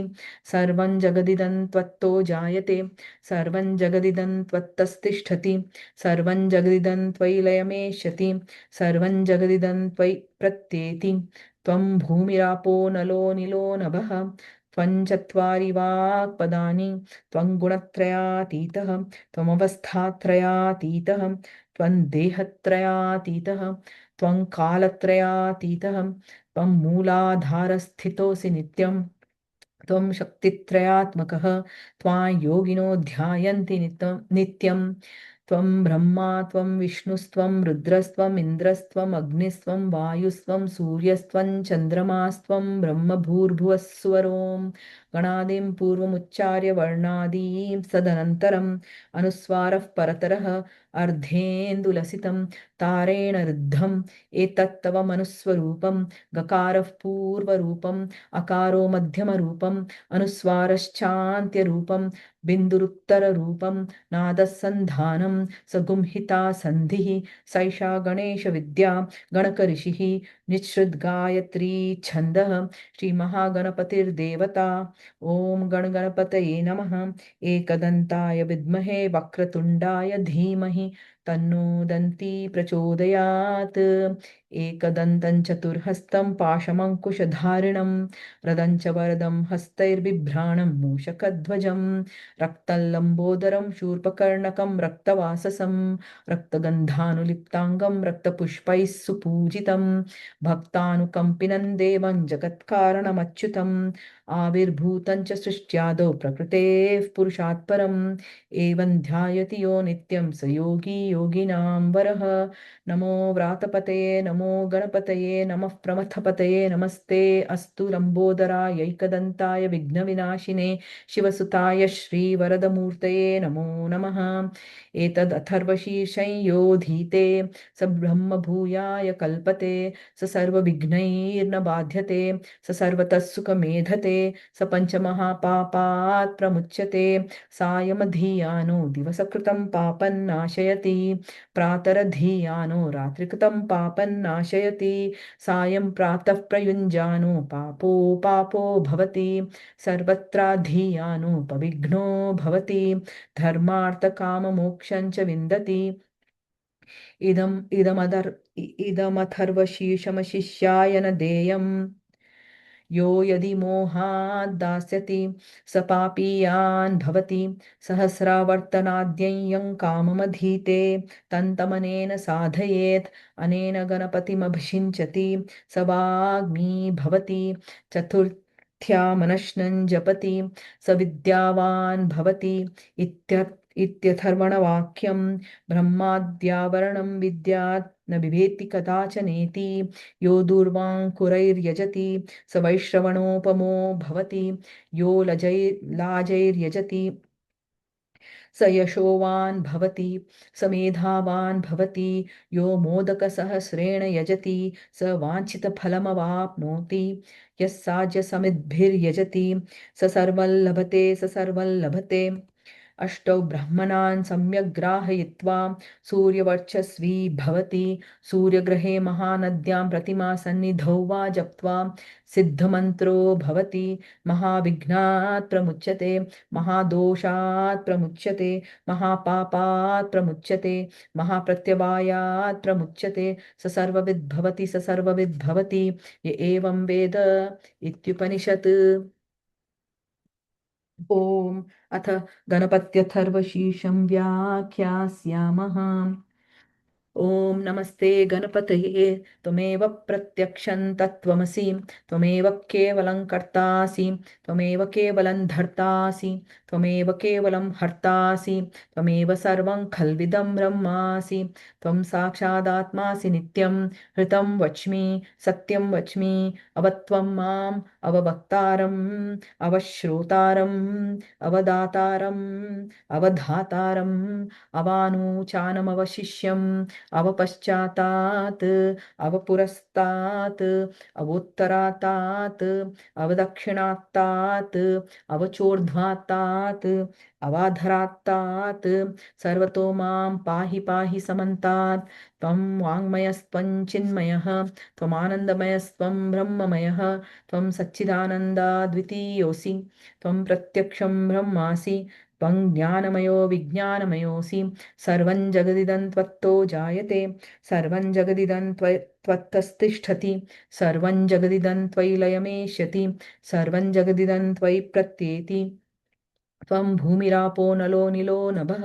त्वं चत्वारि वाक्पदानि त्वं गुणत्रयातीतः त्वमवस्थात्रयातीतः त्वं देहत्रयातीतः त्वं कालत्रयातीतः त्वं मूलाधारस्थितोऽसि नित्यं त्वं शक्तित्रयात्मकः त्वां योगिनो ध्यायन्ति नित्यं त्वं ब्रह्मा त्वं विष्णुस्त्वं रुद्रस्त्वम् इन्द्रस्त्वम् अग्निस्त्वं वायुस्त्वं सूर्यस्त्वं चन्द्रमास्त्वं ब्रह्मभूर्भुवस्सुवरोम् गणादिं पूर्वमुच्चार्य वर्णादीं तदनन्तरम् अनुस्वारः परतरः अर्धेन्दुलसितं तारेण रुद्धम् एतत्तव मनुस्वरूपं गकारः पूर्वरूपम् अकारो मध्यमरूपम् अनुस्वारश्चान्त्यरूपं बिन्दुरुत्तररूपं नादस्सन्धानं सगुंहिता सन्धिः सैषा गणेशविद्या गणकऋषिः निःसृद्गायत्री छन्दः श्रीमहागणपतिर्देवता ॐ गणगणपतये नमः एकदन्ताय विद्महे वक्रतुण्डाय धीमहि तन्नो दन्ती प्रचोदयात् एकदन्तं चतुर्हस्तं पाशमङ्कुशधारिणं रदं च वरदं हस्तैर्बिभ्राणं मूषकध्वजं रक्तल्लम्बोदरं शूर्पकर्णकं रक्तवाससं रक्तगन्धानुलिप्ताङ्गं रक्तपुष्पैः सुपूजितं भक्तानुकम्पिनं देवं जगत्कारणमच्युतम् आविर्भूतं च सृष्ट्यादौ प्रकृतेः पुरुषात् परम् एवं ध्यायति यो नित्यं स योगी योगिनां वरः। नमो व्रातपतये नमो गणपतये नमः प्रमथपतये नमस्ते अस्तु लम्बोदरायैकदन्ताय विघ्नविनाशिने शिवसुताय श्रीवरदमूर्तये नमो नमः। एतदथर्वशीर्षं योधीते स ब्रह्मभूयाय कल्पते स सर्वविघ्नैर्न बाध्यते स सर्वतः सुखमेधते स पञ्चमहापापात् प्रमुच्यते सायमधीयानो दिवसकृतं पापन्नाशयति प्रातरधीयानो रात्रिकृतं पापन्नाशयति सायं प्रातः प्रयुञ्जानो पापो पापो भवति सर्वत्राधीयानोपविघ्नो भवति धर्मार्थकाममोक्षं च विन्दति इदमथर्वशीर्षमशिष्याय न देयं यो यदि मोहात् दास्यति स पापीयान् भवति सहस्रावर्तनाद्ययं काममधीते तन्तमनेन साधयेत् अनेन गणपतिमभिषिञ्चति स वाग्मी भवति चतुर्थ्यामनश्नं जपति स विद्यावान् भवति इत्यथर्वणवाक्यं ब्रह्माद्यावरणं विद्यात् न बिभेति कदाचनेति यो दूर्वाङ्कुरैर्यजति स वैश्रवणोपमो भवति यो लाजैर्यजति स यशोवान् भवति स मेधावान् भवति यो मोदकसहस्रेण यजति स वाञ्छितफलमवाप्नोति यः साज्यसमिद्भिर्व्यजति स सर्वं लभते अष्टौ ब्राह्मणान् सम्यग् ग्राहयित्वा सूर्यवर्चस्वी भवति सूर्यग्रहे महानद्यां प्रतिमा सन्निधौ वा जप्त्वा सिद्धमन्त्रो भवति महाविघ्नात् प्रमुच्यते महादोषात् प्रमुच्यते महापापात् प्रमुच्यते महाप्रत्यवायात् प्रमुच्यते स सर्वविद्भवति स सर्वविद्भवति य एवं वेद इत्युपनिषत्। ॐ अथ गणपत्यथर्वशीर्षं व्याख्यास्यामः। ॐ नमस्ते गणपतये त्वमेव प्रत्यक्षं तत्त्वमसि त्वमेव केवलं कर्तासि त्वमेव केवलं धर्तासि त्वमेव केवलं हर्तासि त्वमेव सर्वं खल्विदं ब्रह्मासि त्वं साक्षादात्मासि नित्यं ऋतं वच्मि सत्यं वच्मि अवत्वं माम् अववक्तारम् अवश्रोतारम् अवदातारम् अवधातारम् अवानुचानवमवशिष्यम् अवपश्चातात् अवपुरस्तात् अवोत्तरातात् अवदक्षिणात्तात् अवचोर्ध्वातात् अवाधरात्तात् सर्वतो मां पाहि पाहि समन्तात् त्वं वाङ्मयस्त्वं चिन्मयः त्वमानन्दमयस्त्वं ब्रह्ममयः त्वं सच्चिदानन्दाद्वितीयोऽसि त्वं प्रत्यक्षं ब्रह्मासि त्वं ज्ञानमयो विज्ञानमयोऽसि सर्वं जगदिदं त्वत्तो जायते सर्वं जगदिदं त्वत्तस्तिष्ठति सर्वं जगदिदं त्वयि लयमेष्यति सर्वं जगदिदं त्वयि प्रत्येति त्वं भूमिरापो नलो निलो नभः त्वं चत्वारि वाक्पदानि त्वं गुणत्रयातीतः त्वमवस्थात्रयातीतः त्वं देहत्रयातीतः त्वं कालत्रयातीतः त्वं मूलाधारस्थितोऽसि नित्यं त्वं शक्तित्रयात्मकः त्वां योगिनो ध्यायन्ति नित्यं त्वं ब्रह्मा त्वं विष्णुस्त्वं रुद्रस्त्वं इन्द्रस्त्वम् अग्निस्त्वं वायुस्त्वं सूर्यस्त्वं चन्द्रमास्त्वं ब्रह्मभूर्भुवः सुवरों गणादीं पूर्वमुच्चार्य वर्णादीं तदनन्तरम् अनुस्वारः परतरः अर्धेन्दुलसितं तारेण रुद्धम् एतत्तव मनुस्वरूपं गकारः पूर्वरूपम् अकारो मध्यमरूपम् अनुस्वारश्चान्त्यरूपं बिन्दुरुत्तररूपं नादः सन्धानं सगुंहिता सन्धिः सैषा गणेशविद्या कनकऋषिः निःसृद्गायत्री छन्दः महागणपतिर्देव महा श्रीमहागणपतिर्देवता ॐ गणगणपतये नमः एकदन्ताय विद्महे वक्रतुण्डाय धीमहि तन्नो दन्ती प्रचोदयात् एकदन्तं चतुर्हस्तं पाशमङ्कुशधारिणं रदं च वरदं हस्तैर्बिभ्राणं मूषकध्वजं रक्तल्लम्बोदरं शूर्पकर्णकं रक्तवाससं रक्तगन्धानुलिप्ताङ्गं रक्तपुष्पैः सुपूजितं भक्तानुकम्पिनं देवं जगत्कारणमच्युतम्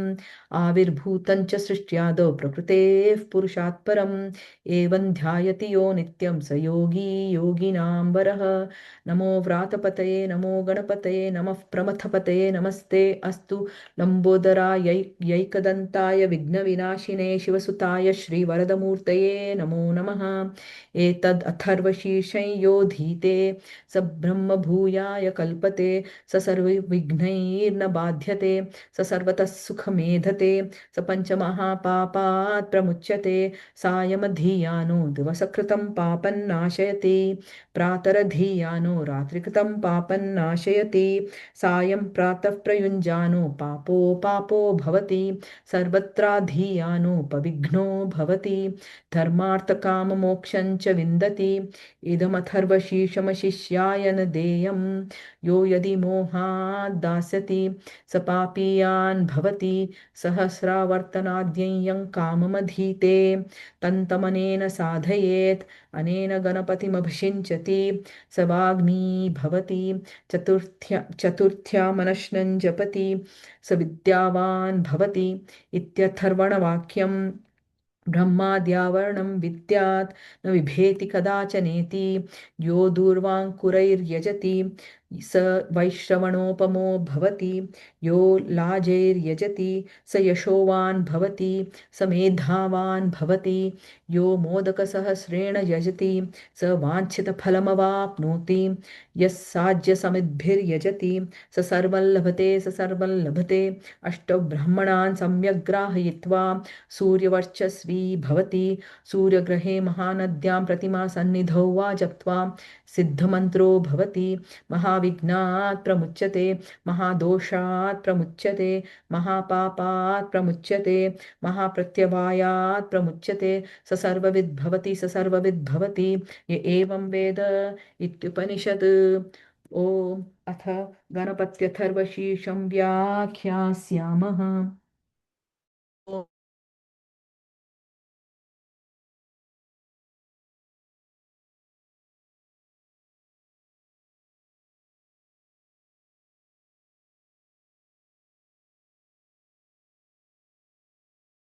दात्मासि नित्यं ऋतं वच्मि सत्यं वच्मि अवत्वं माम् अवभक्तारम् अवश्रोतारम् अवदातारम् अवधातारम् अवानूचानमवशिष्यम् अवपश्चातात्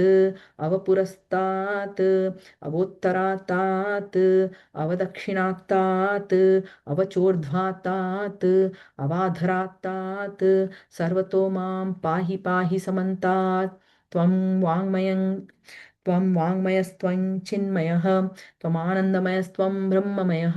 त्वं सच्चिदानन्दाद्वितीयोऽसि त्वं प्रत्यक्षं ब्रह्मासि त्वं ज्ञानमयो विज्ञानमयोऽसि सर्वं जगदिदं त्वत्तो जायते सर्वं जगदिदं त्वत्तस्तिष्ठति सर्वं जगदिदं त्वयि लयमेष्यति सर्वं जगदिदं त्वयि प्रत्येति त्वं भूमिरापो नलो निलो नभः त्वं चत्वारि वाक्पदानि त्वं गुणत्रयातीतः त्वमवस्थात्रयातीतः त्वं देहत्रयातीतः त्वं कालत्रयातीतः त्वं मूलाधारस्थितोऽसि नित्यं त्वं शक्तित्रयात्मकः त्वां योगिनो ध्यायन्ति नित्यं त्वं ब्रह्मा त्वं विष्णुस्त्वं रुद्रस्त्वम् इन्द्रस्त्वम् अग्निस्त्वं वायुस्त्वं सूर्यस्त्वं चन्द्रमास्त्वं ब्रह्मभूर्भुवस्सुवरों गणादिं पूर्वमुच्चार्य वर्णादींस्तदनन्तरम् अनुस्वारः परतरः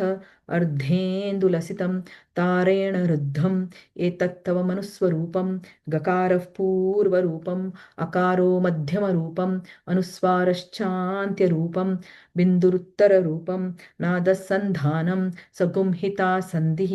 सैषा गणेशविद्या गणकऋषिः निःसृद्गायत्री छन्दः श्रीमहागणपतिर्देवता ॐ गणगणपतये नमः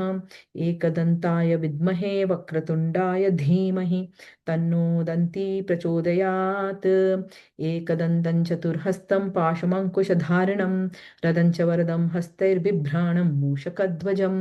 रक्तं लम्बोदरं शूर्पकर्णकं रक्तवाससं रक्तगन्धानुलिप्ताङ्गं रक्तपुष्पैः सुपूजितं भक्तानुकम्पिनं देवं जगत्कारणमच्युतम् आविर्भूतं च सृष्ट्यादौ प्रकृतेः पुरुषात् परम् एवं ध्यायति यो नित्यं स योगी योगिनां वरः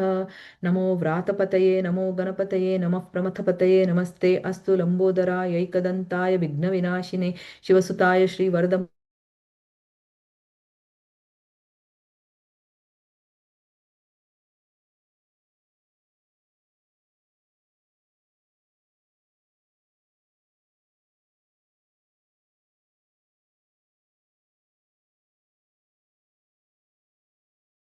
रात्रिकृतं पापं नाशयति सायं प्रातः प्रयुञ्जानो पापो पापो भवति सर्वत्राधीयानोपविघ्नो भवति धर्मार्थकाममोक्षं च विन्दति इदमथर्वशीर्षमशिष्याय न देयं यो यदि मोहात् दास्यति स पापीयान् भवति सहस्रावर्तनाद्ययं काममधीते तन्तमनेन साधयेत् अनेन गणपतिमभिषिञ्चति स वाग्मी भवति चतुर्थ्यामनश्नं जपति स विद्यावान् भवति इत्यथर्वणवाक्यं ब्रह्माद्यावरणं विद्यात् न बिभेति कदाचनेति यो दूर्वाङ्कुरैर्यजति स वैश्रवणोपमो भवति यो लाजैर्यजति स यशोवान् भवति स मेधावान् भवति यो मोदकसहस्रेण यजति स वाञ्छितफलमवाप्नोति यः साज्यसमिद्भिर्यजति स सर्वं लभते स सर्वं लभते अष्टौ ब्रह्मणान् सम्यग् ग्राहयित्वा सूर्यवर्चस्वी भवति सूर्यग्रहे महानद्यां प्रतिमा सन्निधौ वा जप्त्वा सिद्धमन्त्रो भवति महाविघ्नात् प्रमुच्यते महादोषात् प्रमुच्यते महापापात् प्रमुच्यते महाप्रत्यवायात् प्रमुच्यते स सर्वविद्भवति स सर्वविद्भवति य एवं वेद इत्युपनिषत् ॐ अथ श्रीगणपत्यथर्वशीर्षं व्याख्यास्यामः ॐ नमस्ते गणपतये त्वमेव प्रत्यक्षं त्वमेव प्रत्यक्षं तत्त्वमसि त्वमेव केवलं कर्तासि त्वमेव केवलं धर्तासि त्वमेव केवलं हर्तासि त्वमेव सर्वं खल्विदं ब्रह्मासि त्वं साक्षादात्मासि नित्यं ऋतं वच्मि सत्यं वच्मि अवत्वं माम् अववक्तारम् अवश्रोतारम् अवदातारम् अवधातारम् अवानूचानमवशिष्यम् अवपश्चातात् अवपुरस्तात् अवोत्तरातात् अवदक्षिणातात् अवचोर्ध्वातात् अवाधरातात् सर्वतो मां पाहि पाहि समन्तात् त्वं वाङ्मयन् त्वं वाङ्मयस्त्वं चिन्मयः त्वमानन्दमयस्त्वं ब्रह्ममयः त्वं सच्चिदानन्दाद्वितीयोऽसि त्वं प्रत्यक्षं ब्रह्मासि त्वं ज्ञानमयो विज्ञानमयोऽसि सर्वं जगदिदं त्वत्तो जायते सर्वं जगदिदं त्वत्तस्तिष्ठति सर्वं जगदिदं त्वयि लयमेष्यति सर्वं जगदिदं त्वयि प्रत्येति त्वं भूमिरापो नलो निलो नभः त्वं चत्वारि वाक्पदानि त्वं गुणत्रयातीतः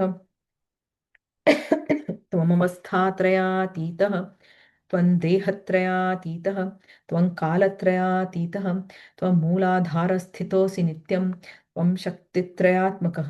त्वां योगिनो ध्यायन्ति नित्यं त्वं ब्रह्मा त्वं विष्णुस्त्वं रुद्रस्त्वम् इन्द्रस्त्वम् अग्निस्त्वं वायुस्त्वं सूर्यस्त्वं चन्द्रमास्त्वं ब्रह्मभूर्भुवस्सु वरों गणादीं पूर्वमुच्चार्य वर्णादींस्तदनन्तरम् अनुस्वारः परतरः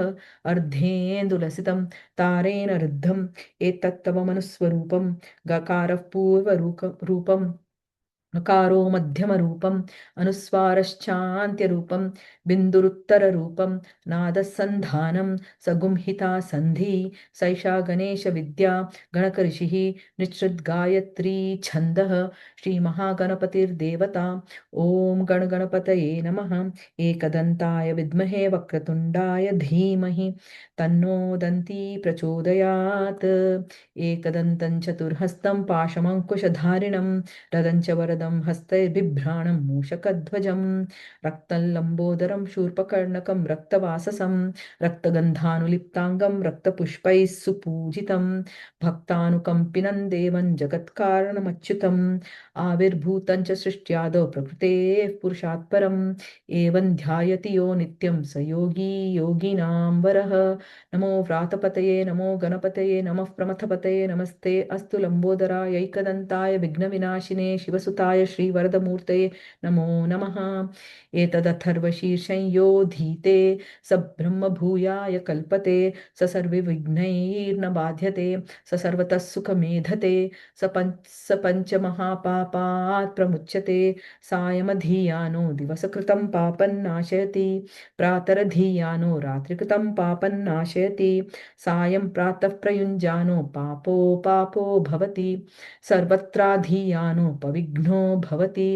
धर्मार्थकाममोक्षं च विन्दति इदमथर्वशीर्षमशिष्याय न देयम् यो यदि मोहात् दास्यति स पापीयान् भवति सहस्रावर्तनाद्यं काममधीते तन्तमनेन साधयेत् अनेन गणपतिमिभिषिञ्चति स वाग्मी भवति चतुर्थ्या मनश्नं जपति स विद्यावान् भवति इत्यथर्वणवाक्यं ब्रह्माद्यावरणं विद्यात् न बिभेति कदाचनेति यो दूर्वाङ्कुरैर्यजति स वैश्रवणोपमो भवति यो लाजैर्यजति स यशोवान् भवति स मेधावान् भवति यो मोदकसहस्रेण यजति स वाञ्छितफलमवाप्नोति यः साज्यसमिद्भिर्यजति स सर्वं लभते अष्टौ ब्रह्मणान् सम्यक् ग्राहयित्वा सूर्यवर्चस्वी भवति सूर्यग्रहे महानद्यां प्रतिमा सन्निधौ वा जप्त्वा सिद्धमन्त्रो भवति महाविघ्नात् प्रमुच्यते महादोषात् प्रमुच्यते महापापात् प्रमुच्यते महाप्रत्यवायात् प्रमुच्यते स सर्वविद् भवति स सर्वविद् भवति य एवं वेद इत्युपनिषत् ॐ अथ गणपत्यथर्वशीर्षं व्याख्यास्यामः ॐ नमस्ते गणपतये त्वमेव प्रत्यक्षं तत्त्वमसि त्वमेव केवलं कर्तासि त्वमेव केवलं धर्तासि त्वमेव केवलं हर्तासि त्वमेव सर्वं खल्विदं ब्रह्मासि त्वं साक्षादात्मासि नित्यं ऋतं वच्मि सत्यं वच्मि अवत्वं माम् अववक्तारम् अवश्रोतारम् अवदातारम् अवधातारम् अवानुचानमवशिष्यम् अवपश्चातात् अवपुरस्तात् अवोत्तरातात् अवदक्षिणात्तात् अवचोर्ध्वातात् अवाधरात्तात् सर्वतो मां पाहि पाहि समन्तात् त्वं वाङ्मयस्त्वं चिन्मयः त्वमानन्दमयस्त्वं ब्रह्ममयः त्वं सच्चिदानन्दाद्वितीयोऽसि त्वं प्रत्यक्षं ब्रह्मासि त्वं ज्ञानमयो विज्ञानमयोऽसि सर्वं जगदिदं त्वत्तो जायते सर्वं जगदिदं त्वत्तस्तिष्ठति सर्वं जगदिदं त्वयि लयमेष्यति सर्वं जगदिदं त्वयि प्रत्येति त्वं भूमिरापो नलो निलो नभः त्वं चत्वारि वाक्पदानि त्वं गुणत्रयातीतः त्वमवस्थात्रयातीतः त्वं देहत्रयातीतः त्वं कालत्रयातीतः त्वं मूलाधारस्थितोऽसि नित्यं त्वं शक्तित्रयात्मकः त्वां योगिनो ध्यायन्ति नित्यं त्वं ब्रह्मा त्वं विष्णुस्त्वं रुद्रस्त्वम् इन्द्रस्त्वम् अग्निस्त्वं वायुस्त्वं सूर्यस्त्वं चन्द्रमास्त्वं ब्रह्मभूर्भुवस्वरों गणादिं पूर्वमुच्चार्य वर्णादीं सदन्तरम् अनुस्वारः परतरः अर्धेन्दुलसितं तारेण रुद्धम् एतत्तव मनुस्वरूपं गकारः पूर्वरूपम् अकारो मध्यमरूपम् अनुस्वारश्चान्त्यरूपं बिन्दुरुत्तररूपं नादसन्धानं सगुंहिता सन्धिः सैषा गणेशविद्या गणकऋषिः निच्छृद्गायत्री छन्दः श्रीमहागणपतिर्देवता ॐ गणगणपतये नमः एकदन्ताय विद्महे वक्रतुण्डाय धीमहि तन्नो दन्ती प्रचोदयात् एकदन्तं चतुर्हस्तं पाशमङ्कुशधारिणं रदं च वरदं हस्तैर्बिभ्राणं मूषकध्वजं रक्तं लम्बोदरं शूर्पकर्णकं रक्तवाससं रक्तगन्धानुलिप्ताङ्गं रक्तपुष्पैः सुपूजितम्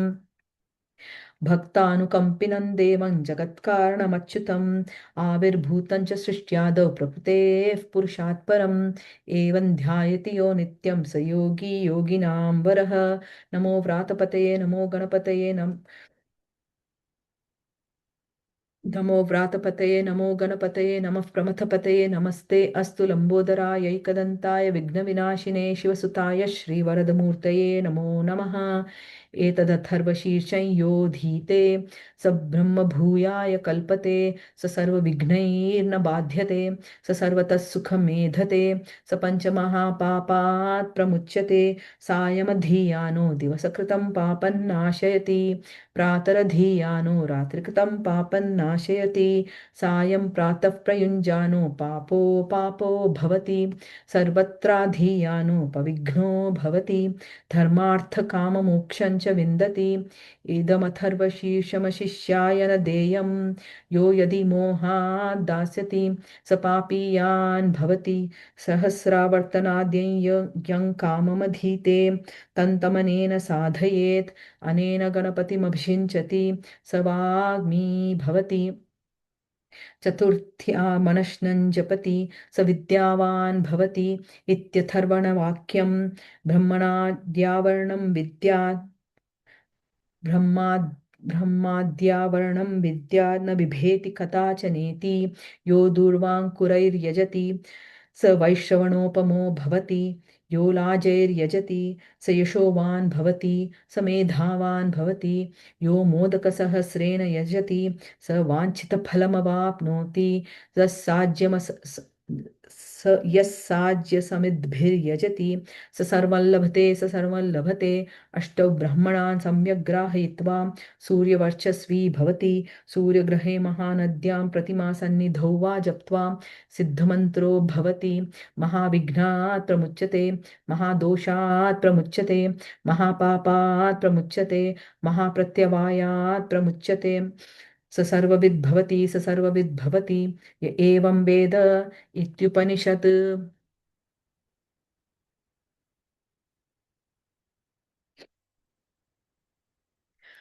ॐ अथ गणपत्यथर्वशीर्षं व्याख्यास्यामः ॐ नमस्ते गणपतये त्वमेव प्रत्यक्षं तत्त्वमसि त्वमेव केवलं कर्तासि त्वमेव केवलं धर्तासि त्वमेव केवलं हर्तासि त्वमेव सर्वं खल्विदं ब्रह्मासि त्वं साक्षादात्मासि नित्यं ऋतं वच्मि सत्यं वच्मि अवत्वं माम् अववक्तारम् अवश्रोतारम् अवदातारम् अवधातारम्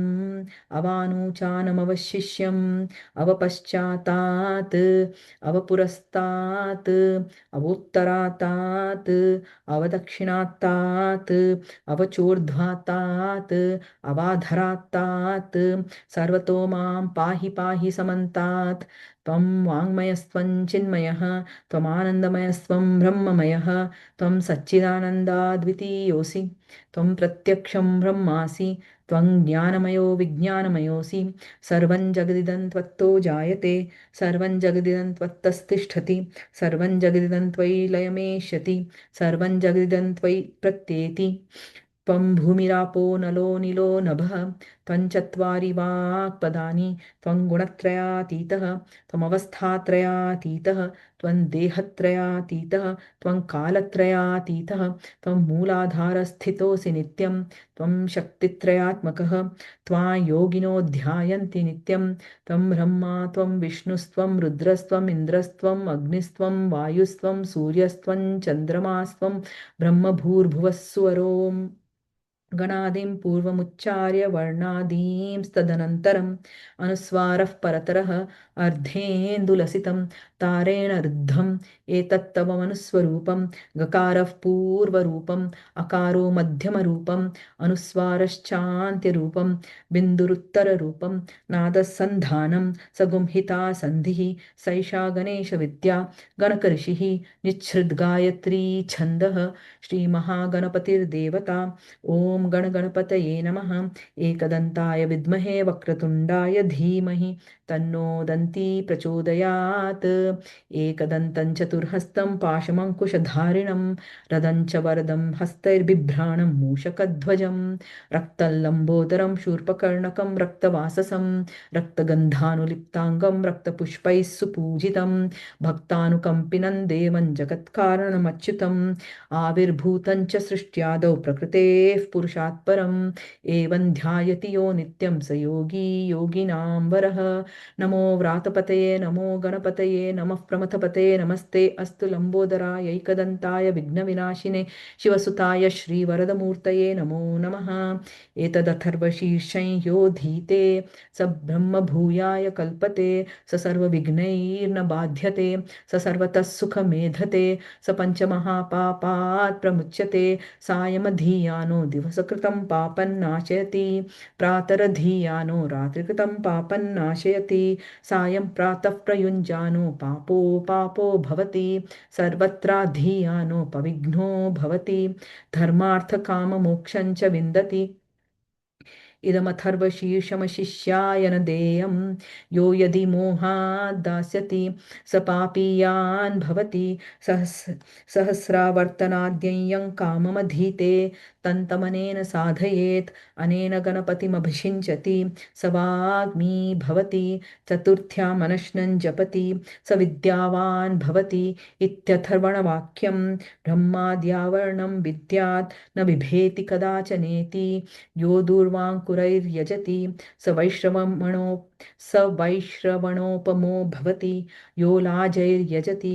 स यशोवान् भवति स मेधावान् भवति यो मोदकसहस्रेण यजति स वाञ्छितफलमवाप्नोति यः साज्यसमिद्भिर्यजति स सर्वं लभते अष्टौ ब्राह्मणान् सम्यग् ग्राहयित्वा सूर्यवर्चस्वी भवति सूर्यग्रहे महानद्यां प्रतिमा सन्निधौ वा जप्त्वा सिद्धिमन्त्रो भवति महाविघ्नात् प्रमुच्यते महादोषात् प्रमुच्यते महापापात् प्रमुच्यते महाप्रत्यवायात् प्रमुच्यते स सर्वविद् भवति य एवं वेद इत्युपनिषत् ॐ सहना भवतु सहनौ भुनक्तु सह वीर्यं करवावहै तेजस्विनावधीतमस्तु मा विद्विषावहै ॐ भद्रं कर्णेभिः शृणुयाम देवाः भद्रं पश्येमाक्षभिर्यजत्राः स्थिरैरङ्गैस्तुष्टुवागुंसस्तनूभिः व्यशेम देवहितं यदायुः ॐ स्वस्ति न इन्द्रो वृद्धश्रवाः स्वस्ति नः पूषा विश्ववेदाः स्वस्ति नस्तार्क्ष्यो अरिष्टनेमिः स्वस्ति नो बृहस्पतिर्दधातु ॐ शान्ति शान्ति शान्तिः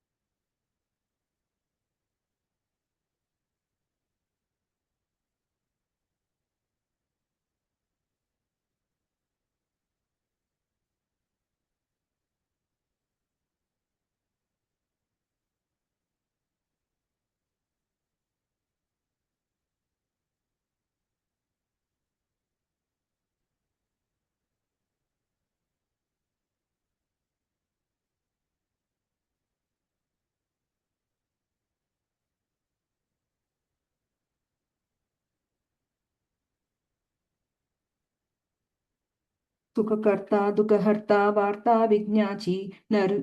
पूर्वी प्रेम कृपा जयाची सर्वांगी सुंदर उटिशेंदुराची कंठी झलके मार मुक्त फलांची जय देव जय मंगलमूर्ती दर्शन मात्रे मन कामना पूर्ती जय देव रत्न खचित फरा तुझ गौरी कुमरा चंदनाची उटी कुमकुम केशरा हिरे जडित मुकुट शोभतो बरा रुणझुन तीनु पुरी चरणी घागरिया जय देव जय देव जय देव जय देव जय मंगलमूर्ती दर्शन मात्रे मन कामना पूर्ती जय देव लंबोदर पीतांबर फणीवर बंदना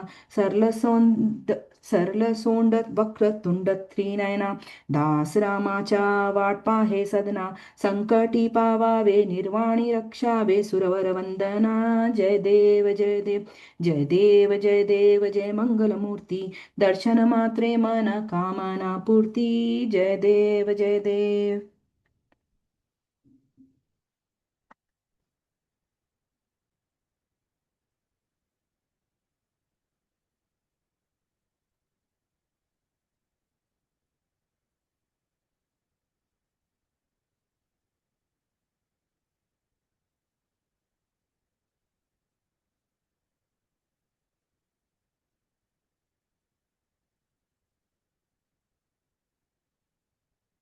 स्वस्ति प्रजाभ्यां परिपालयन्तां न्यायेन मार्गेण महिषाः गोब्राह्मणेभ्यः शुभमस्तु नित्यं लोकाः समस्ता सुखिनो भवन्तु लोकाः समस्ता सुखिनो भवन्तु लोकाः समस्ता सुखिनो भवन्तु कायेन वाचा मनसेन्द्रियैवा बुद्ध्यात्मना वा प्रकृते स्वभावात् करोमि यद्यत् सकलं परस्मै नारायणेति समर्पयामि ॐ शान्ति शान्ति शान्तिः ॐ श्री गणेशार्पणमस्तु